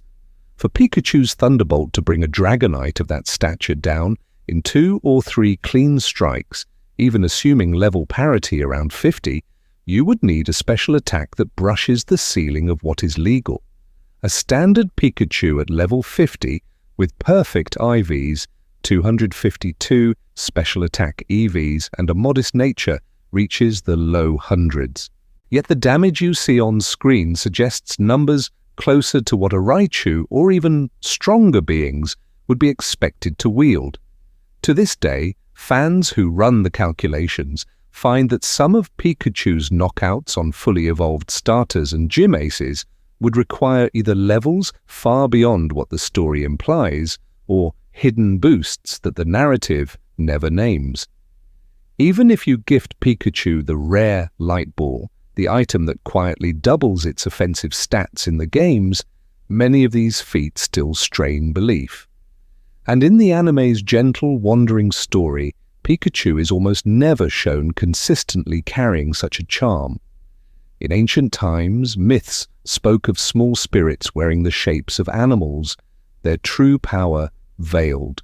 When you press Ash's Pikachu into the rigid frame of damage formulas, its offensive profile begins to look like one of those myths, not a simple partner at the start of a journey, but a disguised powerhouse quietly stepping beyond the species' limits written in any handbook and inviting you to wonder what other rules in this world might be softly, kindly broken next. League scaling: Pikachu versus champions and aces. When you follow that thought to its quiet conclusion, something else begins to shimmer into view. Close your eyes and let your mind wander back through time, not in straight lines of levels and stats, but in a soft spiral.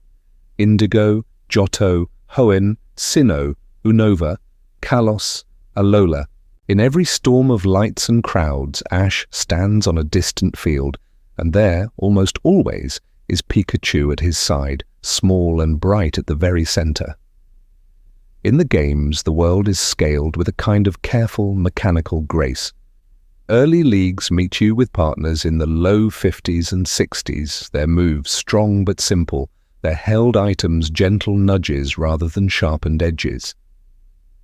As regions grow and generations pass, champions and final challengers begin to carry partners in the high 60s, the 70s, even brushing against the 80s, with optimized moves, perfect natures, and items chosen to tilt the balance of time and space in their favor. The numbers rise and the story quietly follows. If you map Pikachu's league moments onto that invisible ladder, a different myth appears. To trade blows with Lance's dragons or Cynthia's Garchomp, a simple Pikachu would need to sit somewhere around the high 60s or 70s, its special attack and speed lovingly trained, its endurance stretched beyond what its species usually knows.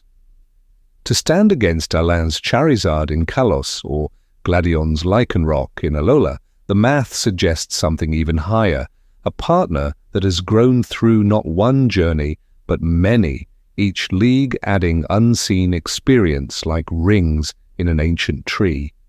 And yet to this day, the anime presents Pikachu as only a step or two ahead of the newest catches, a friendly senior rather than an ageless guardian. Regions change, years pass, champions fall and rise again, and Pikachu is always able to hold its own against whatever ace defines that era's league. This isn't the journey of a champion, but of a dreamer, yet the consistency is strange. The level and stat profile implied by those performances keeps climbing, but the story never lets you see the number. In the games, a partner that has crossed entire continents, faced every gym, and stood at the gates of so many leagues would drift far beyond level 50, then 60, then 70, leaving new companions quietly behind. A team like that becomes lopsided, one ancient star surrounded by younger constellations. But Ash's world pretends the scales are still even, that Pikachu is only slightly ahead, never impossibly so. Tonight, we're drifting into a softer kind of impossibility. If you take the league scaling seriously, Pikachu's repeated presence on that final stage suggests it has slipped into a level bracket the narrative refuses to name, a gentle secret hidden behind warm yellow fur. In a world bound by cartridge rules, such a creature would be quietly barred from ordinary play, not to punish, but to reset, its stats and experience simply too vast to share a fair field with standard league challengers. And if that is true, then the next question is even stranger. How did this small partner ever reach such forbidden heights in the first place? Legendary encounters. When Pikachu punches above the Pantheon. And if that is true, then the next question is even stranger. How did this small partner ever reach such forbidden heights in the first place? Close your eyes and let your mind wander, because to understand that, you have to picture Pikachu standing in places no ordinary partner should stand at all.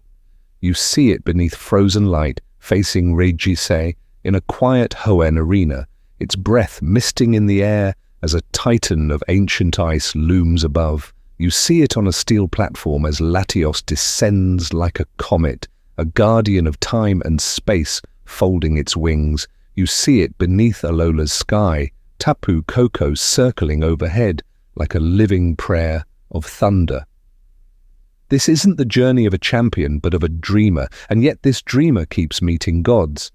In the games, these beings are not just rare entries in a Pokédex. They are numerically different, built to sit above the rest of the world. A Regice with a base special defense of 200, a Latios with a base stat total of 600, a Tapu Koko with electric terrain bending nature itself. They arrive at levels in the 40s, 50s, sometimes higher, with hidden values and carefully tuned spreads that make them feel like small myths of code. Tonight, we're drifting into the numbers that sit quietly behind those myths. Imagine that Hoenn Regice as it appears in the cartridges, level 40, calm nature, invested deeply in HP and special defense. A standard Pikachu even lovingly raised to level 40, with its fragile 35 base HP and 40 base defense, should simply fold under a single icy beam. Damage formulas whisper the same conclusion over and over. A legal Pikachu, even optimized, is not meant to stand in that light for long. And yet Ash's Pikachu does more than endure. It weathers hits that, by the game's quiet arithmetic, would be overwhelming, and answers with thunder that actually matters. For Pikachu to meaningfully chip a Regice like that, it would need not only a held light ball doubling its power, but an attack or special attack spread more suited to a pseudo-legendary, and HP and defenses pushed far beyond what its species is allowed. To this day, the scene plays like a gentle contradiction of the rulebook. Consider Latios, often imagined around level 50, or Tapu Koko, canonically a guardian on par with champions. When Pikachu trades blows on nearly even footing, the math implies parity, levels in the same bracket, stats that refuse to lag behind. Under normal gameplay, a Pikachu matching a legendary's level and durability would be an absurd outlier, an electric spark rewriting the intended balance of the world. In ancient times within the code, legendaries were meant to crown the curve, not share it. So when this one Pikachu stands beside them, not as a captured prize, but as an equal presence, you glimpse perhaps the clearest window into its illegality, a gentle, story-driven necessity that lifts it far beyond any cartridge's comfort zone and hints that the path it walked to reach those gods could never be traced by ordinary experience points alone. The Unova illusion, a soft reset. That never happened. From those quiet summits among legends, the story carries you somewhere that feels smaller at first glance, but no less strange. Close your eyes and let your mind wander to Unova, to a new world of clean lines and city lights, where Ash steps off a ship and the air itself seems to suggest a new beginning. This isn't the journey of a champion, but of a dreamer who keeps being asked to start over. In those early Unova days, Pikachu is different. Its electricity flickers, its timing feels off, and in one of the most whispered about moments in the series, it loses to a new trainer's Snivy, fresh and untested, as if the slate has quietly been wiped clean. The scene plays like a soft curtain drawn over everything that came before, a gentle illusion of a reset, not to punish, but to reset the tension and make the world feel uncertain again. Many fans watching that quiet stumble have read it as a hidden mechanic, a level drop, a secret stat drain, some unseen hand lowering invisible numbers so that gym badges and league stages can still carry weight. Tonight, we're drifting into that question as if it were an ancient myth carved into code. If this were an in-game save file, what would such a reset truly mean? By the time Ash reaches Unova, Pikachu has crossed Kanto, Johto, Hoenn, Sinnoh, and the Orange Islands, gathering experience like sediment across time and space. It has defeated fully evolved starters, clashed with pseudo-aces, and even stood its ground against legends. Under game rules, that history is not just a story, it is EXP, EVs and implied levels, probably well beyond 50, layered with careful nature and EV optimization simply to survive what it has already endured. In the cartridges, there is no gentle option that simply erases that. Levels do not drift downward in the night.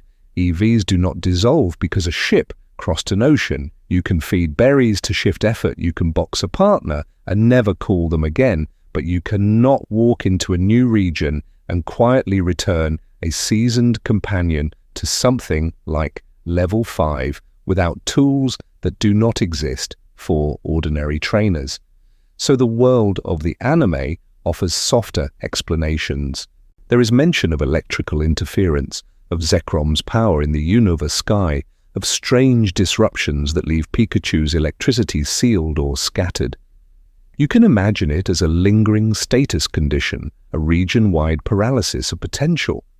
Yet under game mechanics, no status lingers that long without cure, and no field effect gently lowers a single partner's performance for dozens of episodes while leaving others untouched.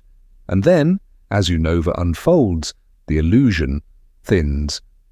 Pikachu learns Electro Ball, regains its rhythm, and once more trades blows with strong opponents, as if the Snivy incident were a passing dream.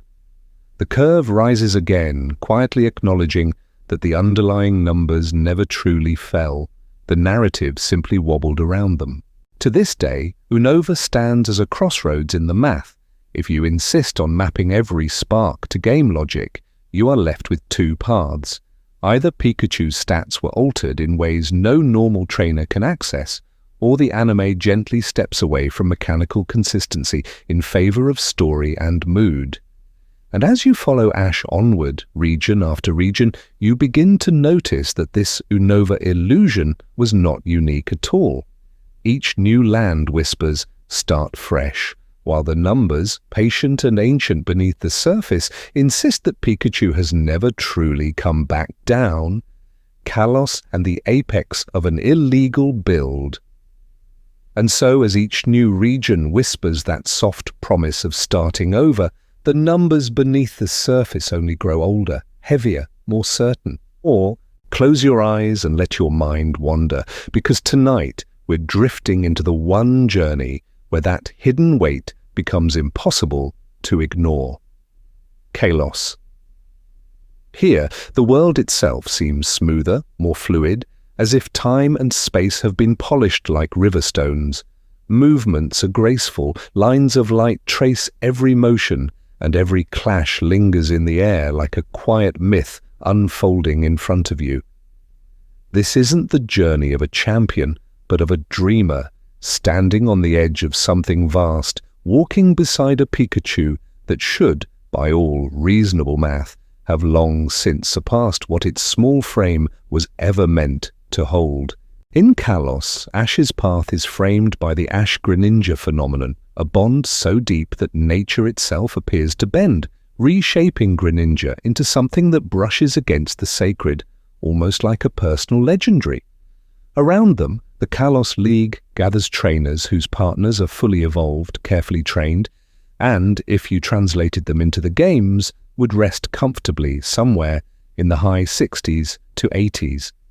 These are not early journey companions, they are the culmination of quiet years of effort. Within this setting, Pikachu steps forward again and again. Against gym leaders like Clement, with his carefully engineered strategies and powerful Heliolisk, Pikachu moves as if it belongs at that level of polish, shrugging off techniques that should overwhelm a small electric type with modest base stats. When it faces Sawyer's ever-growing team, cutting through a Sceptile that has reached its own mega-evolution, the implication is clear. To trade blows like this, Pikachu's effective level would need to sit right alongside those high-leveled aces, with near-perfect training in every hidden category. To this day, if you pause on the Kalos League and simply watch the way the screen itself reacts to Pikachu, you can feel the numbers straining. Speed lines carve the air, shockwaves ripple across the field, and exchanges are not momentary taps but sustained, glowing collisions.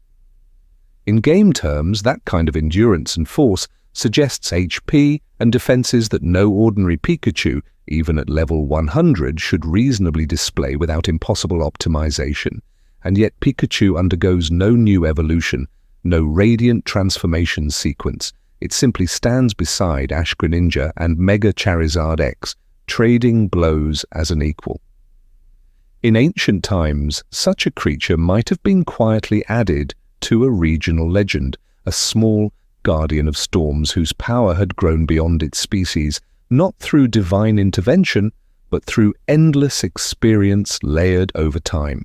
By Kalos, the illusion of a fresh start can no longer hide what the quiet arithmetic has become. Pikachu feels like an apex illegal build now, nature perfect, effort values long since maxed, experience overflowing, and still framed as the same humble partner you met on the first day. The story asks you to see a scrappy underdog. The damage it deals and calmly endures whispers of something closer to a myth. And as the Kalos League reaches its quiet peak, with Ash standing just short of the title that always seems to slip away, the gap between narrative and numerical reality opens wide enough to step through. On the other side waits an even stranger question. If Pikachu has already become this, what happens when the world itself begins to remember its legends again? Alola's calm before the final verdict. From that bright, echoing stadium in Kalos, the story exhales and softens. The lights dim, The noise falls away, and the world opens into warm skies and slow waves. Close your eyes and let your mind wander, and you can almost feel the shift as you step with Ash and Pikachu into Alola, where the air itself seems to ask you to move more gently, to take your time. Alola is not a land of towering leagues and marble halls. It is a schoolyard, a classroom on a hill, a string of islands where competition becomes curriculum and challenge feels more like a ritual than a trial.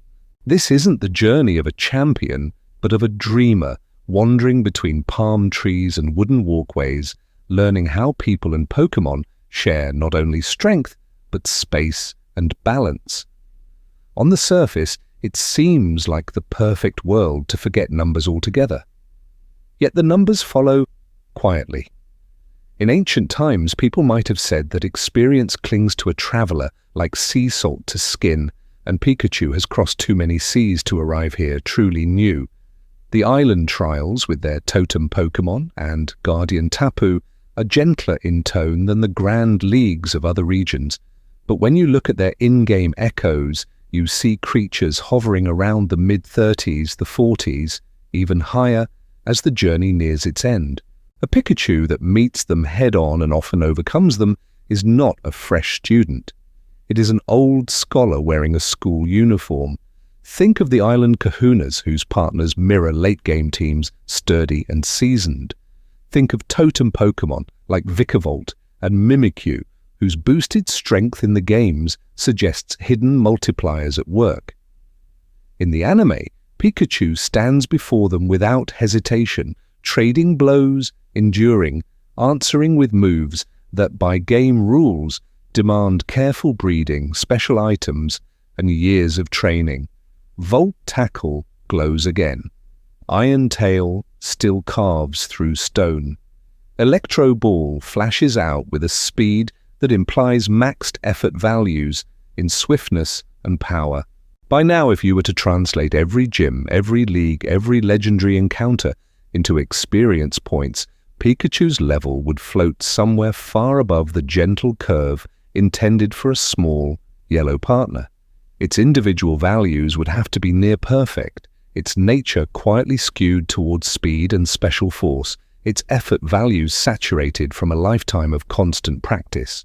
To this day, the show still calls it Ash's first partner, still toys with the idea of resets, yet the math whispers of a creature that should stand beside pseudo-legendaries, not ordinary rodents. Alola, with its school bell chimes and ocean sunsets, becomes a pause in the myth, a chance to look back. You remember the early days in Kanto, where a supposed level 5 Pikachu shrugged off blows it should never have survived. You recall Johto and Hoenn, where move legality bent to narrative need. You pass through Sinnoh and Unova, where league opponents grew stronger, and Kalos, where a near-champion Pikachu crossed paths with legendary power. The story has always been walking in one direction, even when the script pretends to circle. Tonight, we're drifting into that realization. Even here, in the most relaxed region, Pikachu's performance would require a rulebook written just for it. Not to punish, but to reset our understanding of what legal even means in this gentle, animated world. As you leave Alola's calm shores behind, the question no longer feels like whether Pikachu has broken the limits of the games. Instead, another softer question waits on the next horizon. What does it mean when a story chooses a partner who has quietly outgrown the system that birthed it? Gathering the evidence, a gentle recap of Pikachu's impossible journey. So now, as that softer question lingers on the horizon, you can close your eyes and let your mind wander back to where this quiet investigation began. Not with accusations, not with rules held like weapons, but with a simple comparison. Ash's Pikachu, the one you know by heart, held up beside an in-game Pikachu, bound by levels, stats, and move lists that the cartridges never break. From the very start, we treated those numbers like gentle measuring sticks. A legal Pikachu in the games begins small, with modest health, careful special attack, and a narrow pool of moves that widens only as time goes on. Yet when you trace Ash's journey through Kanto, Johto, Hoenn, Sinnoh, Unova, Kalos, Alola, and beyond, the math quietly changes shape. Region after region, year after year, Pikachu steps into matches that would pour experience points into any in-game partner until they eclipsed level 50, then 60, and then kept climbing. The story keeps calling it an early route companion, but the accumulated time and space of its adventures whisper something far older and far stronger. Tonight, we're drifting into a gentle recap of those impossibilities. We followed Volt Tackle back to its source, a move that in the games demands a special breeding chain or a rare item, yet appears here as a gift from story rather than system. We watched Iron Tail arrive long before a low-level Pikachu could reasonably access the right TMs, and Electro Ball bend the usual order of progression, weaving speed and power together as though level gates simply did not exist. Even Pikachu's type coverage, the strange way it answers rock, ground, and dragon opponents, stretches far beyond what a small, yellow mouse should legally command. Then there was the paradox of its body, its stats made visible through animation instead of menus. Time and again, Pikachu endures blows from pseudo-legendaries, champions, aces, and even legendaries themselves, surviving impacts that, under the game's damage formulas, should erase any ordinary Pikachu from the field in a single turn. To this day, those scenes read like whispered proof of E-Phi spreads and IV values that no unevolved creature should ever naturally hold, a durability and power level that belongs to something closer to a myth than a starter. Layered over all of this is regional scaling, the quiet staircase of difficulty that the games build. Each new league, each champion tier opponent, each legendary encounter should require a partner trained to match. Yet the anime still calls this the same Pikachu that once struggled on Kanto's first routes. This isn't the journey of a champion, but of a dreamer, and the numbers have been following behind, like footprints in soft sand, showing that the dream long ago outgrew its original frame.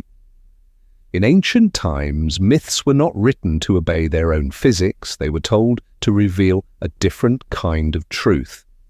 Our goal here has never been to punish, but to reset your sense of what legal means when a story chooses a partner and refuses to let them age in the usual way.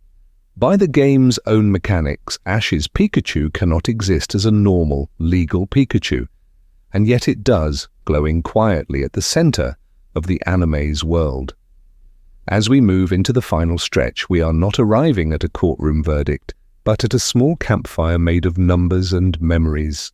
The evidence has been laid out softly and carefully. The timelines, the moves, the stats, and the scaling all point in one direction.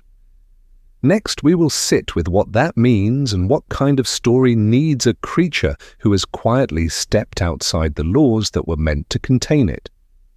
The final equation, why the numbers refuse to add up. So now, as the campfire of data glows softly in this quiet world, you can close your eyes and let your mind wander over the simple pieces we have been holding. Experience curves that rise more steeply with every level. Scaling that makes each new step harder than the last. Hidden values for effort and individual talent, EVs and IVs that shape a creature's power. Natures that tilt a stat gently upward, and a damage formula that turns all of this into numbers on the screen. In ancient times, long before Ash ran through Kanto, those rules were written as a kind of mechanical myth. Level determines stats. Stats determine damage. Damage determines who falls first. When we take Ash's Pikachu and place it very calmly inside that framework, the picture becomes strangely bright. Against a champion-tier Pokémon, or a legendary like Latios or Tapu Koko, a legal Pikachu, even at level 50 or 60 with perfect EVs, should see its Thunderbolt fall short, its HP bar emptied in a single, clean motion. Yet in the story, Pikachu trades blows, endures, and sometimes even overcomes. Tonight, we're drifting into a few of those moments, not to relive them as action, but as quiet equations. Pikachu standing against a pseudo-ace starter early in a new region should, by the damage formula, be overwhelmed if it were truly back to square one. Its special attack, its speed, its modest HP simply do not align with the way it strikes first and holds on. The math whispers a different level, something far above the soft reset the anime suggests, a level whose experience total would rival an entire endgame team on its own. Then there is the question of time and growth. A Pikachu that has earned that much experience should have long since followed the natural curve of move learning and evolution. Volt Tackle, Iron Tail, Electro Ball, all weaving through different generations and rules, would normally demand breeding quirks, items, or training paths that the story never shows. This isn't the journey of a champion, but of a dreamer. And yet the dreamer's partner carries a move set that bends the timelines meant to keep everything in balance. The durability paradox is even quieter and somehow more revealing. A legal Pikachu at any plausible level that still feels starter-like has HP and defenses that make many of the blows it survives into guaranteed knockouts on paper. High-powered strikes from fully evolved partners, from League Aces, from Legends, should end the encounter at once. Instead, Pikachu staggers, sparks, and remains. To this day, the numbers look at those scenes and simply shake their heads. When you let all the seasons stack together, region after region, the effect compounds. Every gym, every league, every legendary encounter would pour more experience into this small electric creature, more EVs in speed and special attack, more quiet optimization with no visible training arc. By the time you reach Journeys, a strictly legal Pikachu would be far beyond any reasonable league cap. No longer a modest companion, but a statistical outlier bordering on the mythic. And so, when we gather all these threads, the experience curves, the stat spreads, the damage ranges, the evolution that never comes, we arrive at a gentle fork in the road. Either the anime has stepped away from game legality, or Ash's Pikachu is, by those rules, an illegal build wrapped in yellow fur. Not to punish, but to reset, the story quietly chooses wonder over strict mechanical truth, and the numbers simply reveal that choice. Yet there is one more layer beneath even this, a deeper reason the world itself seems willing to bend around a single small Pokémon, and that is where we are headed next. Illegal or something else? Rethinking what Pikachu really is. So when we use the word illegal for Ash's Pikachu, we are really borrowing a quiet, technical word from the games, not passing judgment on a character or a companion. In the code, illegal simply means this move should not exist at this level, this stat spread should not be possible, this pattern does not fit the rules. It is a label for data, not for hearts, not for the gentle, wandering story you have been following since childhood. Close your eyes and let your mind wander.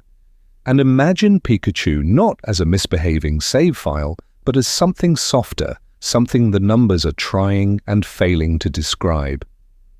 In the world of the anime, Pikachu begins as a starter, but it rarely behaves like one. It shrugs off legendary blows, it stands beside creatures that bend time and space, and it keeps getting back up when any ordinary Pikachu at any reasonable level should quietly fall.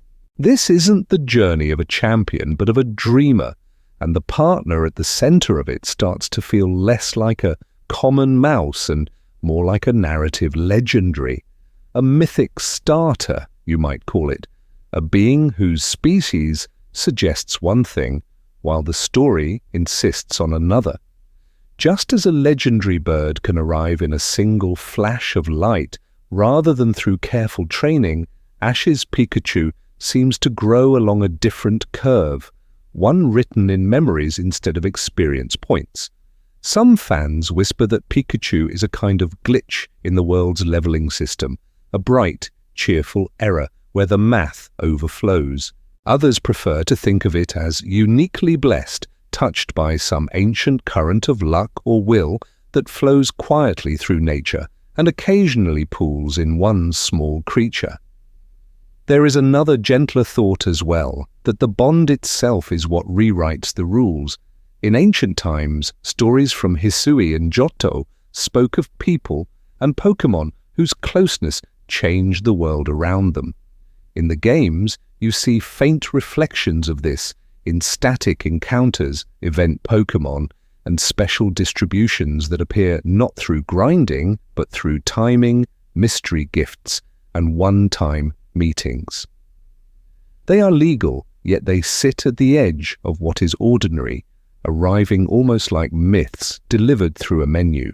Ash's Pikachu feels like the anime's version of that same idea, an event-exclusive anomaly that wandered off the title screen and into the road outside Pallet Town, its Volt Tackle arriving without breeding, its strength resetting and yet not, its survival against legends that should overwhelm any standard build. All of this resembles an invisible flag flipped somewhere deep in the code of the world. Tonight we're drifting into a place where levels are never spoken aloud, where no one recites base stats, and where growth is measured in shared sunsets, small losses, and the courage to keep walking. To this day, the anime treats levels as something hidden, almost impolite to mention, as if naming them too directly would disturb the balance between math and myth. The result is a creature that quietly outgrows its own stat block, a partner whose presence says, the rules are real, but they are not the whole story. Calling Pikachu illegal becomes another way of saying that it is story first, existing in that narrow band where spreadsheets and legends overlap and never quite line up. And if a partner like that grows beyond the rules written for it, is that truly an error to correct, or a small miracle to simply notice and then let be, as the world turns on around it in gentle, accepting sleep? The comfort of contradictions. Why the anime ignores the rulebook. In that sense, the rulebook bending around Pikachu starts to feel less like a mistake and more like a choice. Close your eyes and let your mind wander for a moment, and imagine two different worlds laid gently side by side, one made of numbers and formulas, the other made of glances, promises, and quiet goodbyes at the edge of a road. In the games, you live in the world of numbers. Levels, EVs, IVs, damage ranges, and type charts create a careful balance, a kind of invisible architecture that holds everything in place. It needs to be fair, or at least predictable, so that when you press a button, you understand why the world responds the way it does. This is the journey of a planner, of someone tracing patterns through time and space. The anime is different. This isn't the journey of a champion, but of a dreamer. Its world is not tuned for competitive balance. It is tuned for feelings. If every scene had to obey a spreadsheet, then the soft reset at the start of each new region, when Pikachu suddenly struggles with a beginner's partner, could never exist. Yet that gentle stumble is what allows the story to say again and again that even the familiar must learn, must start over, must grow. Think of how many moments depend on this freedom. A small Pikachu standing before a legendary, enduring a blow that by damage formula alone should end the scene at once. A last-second survival against a champion-tier ace, sparks flickering, cheeks dimming, and then glowing again as if some hidden reserve of will has been found. To this day, those scenes linger, not because the math worked out, but because the feeling did. If the anime were bound tightly to legal moves and careful stat spreads, Ash's partner would be forced into a narrow curve, too fragile, too limited, too easily defined. Instead, its illegal power lets it become a symbol, the small, constant companion who has seen every region, who has stood before gods of time, space, and nature, and still runs beside a boy who oversleeps and misses alarms. Tonight we're drifting into a way of seeing moves and types not as strict mechanics, but as a kind of visual language.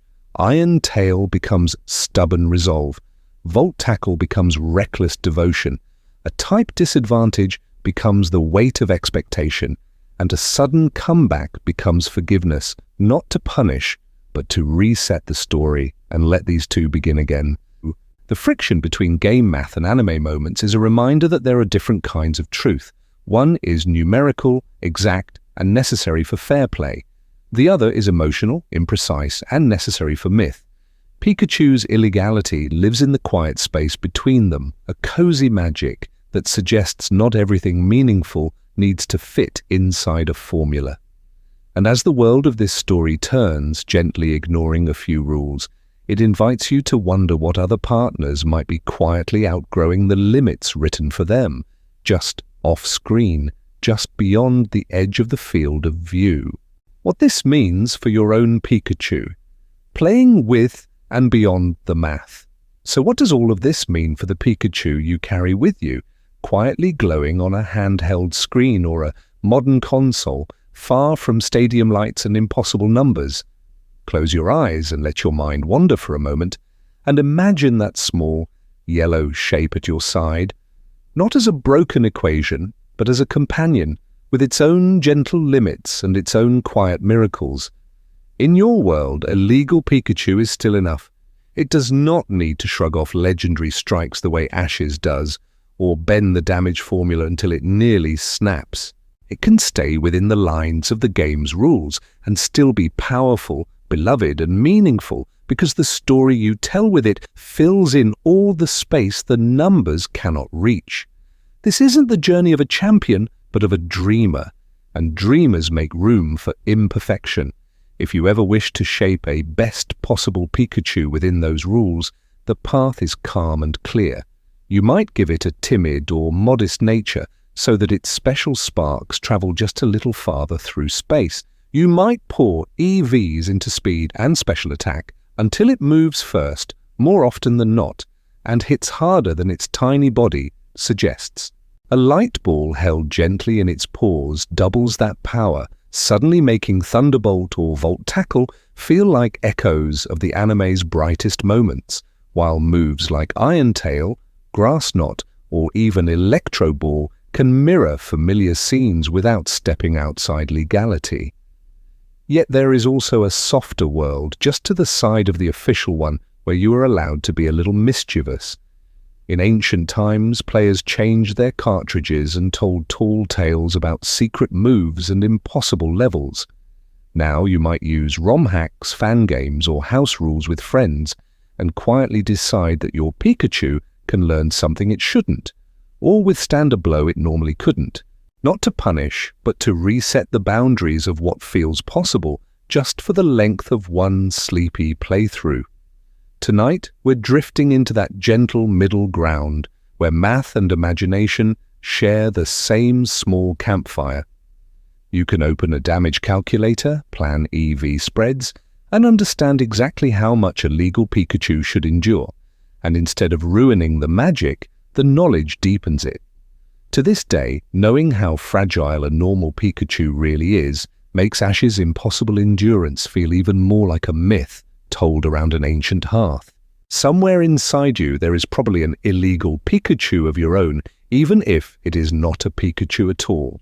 A starter that never falls, a partner that always returns on one remaining hit point, a friend who is stronger, braver, more resilient than the numbers allow. As you move into your next journey, you can build a Pikachu that obeys every rule on paper and still decide in your quiet personal story that it is every bit as legendary as Ash's. And just beyond that decision, waiting patiently in the dark like a Pokémon in tall grass, is another partner whose legend is about to begin.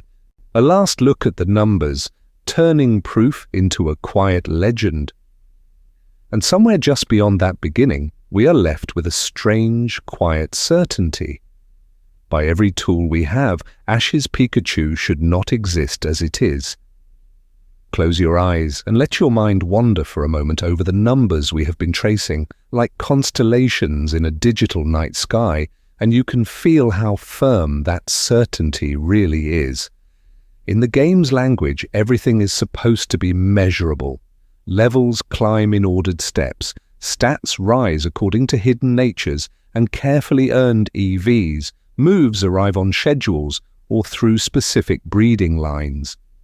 When you compare that world to the one on screen, Ash's partner drifts further and further away. A level 5 Pikachu should not quietly carry Iron Tail without the right breeding, should not call down Volt Tackle without a light ball that never appears, should not withstand blows that by the damage formula would erase any ordinary Pikachu in one clean turn. You follow the time of the story, region by region, and the gap widens. By Johto, the experience from every gym, every league, every encounter with champions and legends should have raised Pikachu into a realm well beyond a simple starter. By Sinnoh, by Unova, by Kalos, the math says it has stepped into pseudo-legendary territory, shrugging off strikes from Latios, trading sparks with Tapu Koko, acting like a creature that has quietly climbed past the ceilings written into its own species' data. And yet in each new place, the narrative gently insists on a reset, not to punish, but to reset the feeling of a fresh journey. The numbers do not reset, they can't. So instead, they begin to feel like the outline of a myth. Tonight, we're drifting into that softer world where the conclusion we reached with such care becomes something older and kinder. The tale of a single Pikachu whose bond with its trainer slipped, almost politely, beyond the limits of the code that tried to contain it. In ancient times, people in this world told stories of Pokémon that bent the order of nature itself. Ho-Oh resurrecting the beasts in Johto's burned tower, the twin dragons of Unova splitting and rejoining around human ideals, Xerneas and Yveltal sleeping at the roots of life and ruin, keeping the fragile balance between beginning and ending. To this day, those legends are whispered as proof that some beings simply do not obey ordinary rules. Ash's Pikachu becomes a modern echo of those myths, not cosmic in scale, but intimate in feeling. You can almost imagine future trainers gathered in a quiet Pokémon Center late at night, trading low-voiced stories about the Pikachu that stood beside a boy from Pallet Town, the one that met champions and gods, that crossed regions and generations and somehow never needed to evolve. They talk about how it endured what no other Pikachu should endure, how it shone brighter than its base stats would ever allow. On some distant evening, a child might open a well-worn guidebook or an old spreadsheet on a flickering screen and see the proof laid out in numbers, damage ranges that do not add up, experience totals that overflow the margins, move sets that refuse to be legal. Those pages become, in their own way, sacred texts of the legend, careful records that say, again and again, this should be impossible, and in doing so, quietly affirm that it happened. This is where Pokémon lives most deeply, in that meeting point between cold calculation and warm story. The world is built on formulas, on base stats and hidden values, on the architecture of time and space that Arceus and Dialga and Palkia once shaped. Yet the heart of it all is a small yellow Pokémon choosing every day to stand at a boy's side.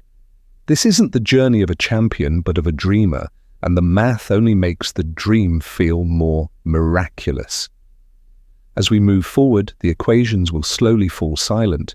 The charts and comparisons will close like books at the end of a long night. What remains is a gentle image.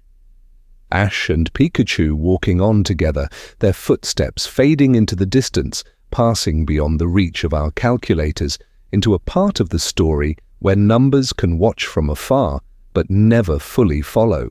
Drifting out of the battle, a soft goodbye, with Ash's illegal Pikachu.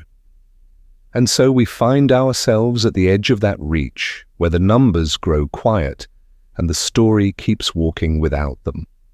Tonight, we're drifting into the soft part of the tale, where you are no longer checking damage rolls or hidden values, just listening to the gentle echo of footsteps on an old, familiar road.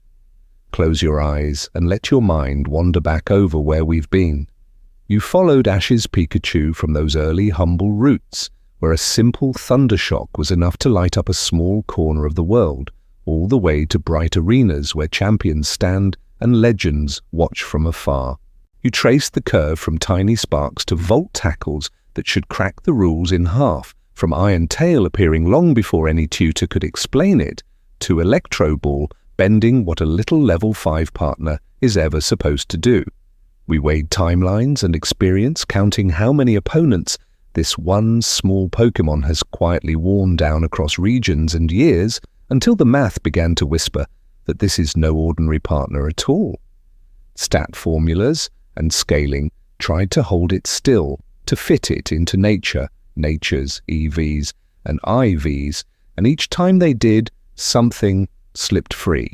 By every technical measure, by every careful, game legal standard, the verdict was clear. Ash's Pikachu is illegal. And yet in that word there is a strange, gentle charm.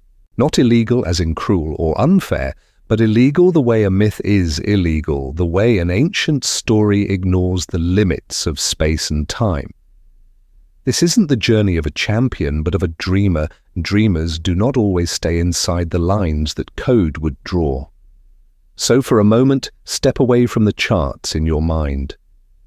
Imagine Ash and Pikachu under a sky full of stars, a small campfire humming softly in the quiet. No referees, no leagues, no calculations. Just a boy, a partner, and a world breathing around them. Sparks flicker lazily at Pikachu's cheeks, not to punish, but to reset the long day into something calm and warm. Let your thoughts drift to your own favorite Pokémon, the one on an old cartridge, or the one that only lives in memory now.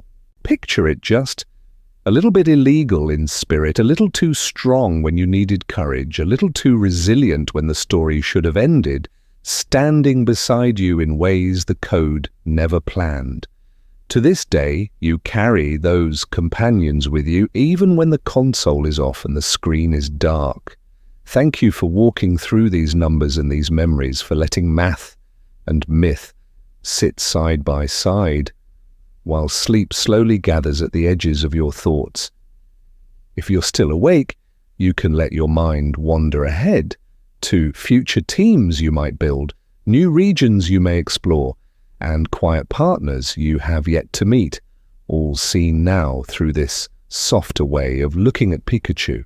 As you drift, hold one last image, a small yellow Pokémon padding along a moonlit path, sparks fading gently in the night air, forever just a little too strong, a little too enduring, and wonderfully, impossibly, beautifully illegal.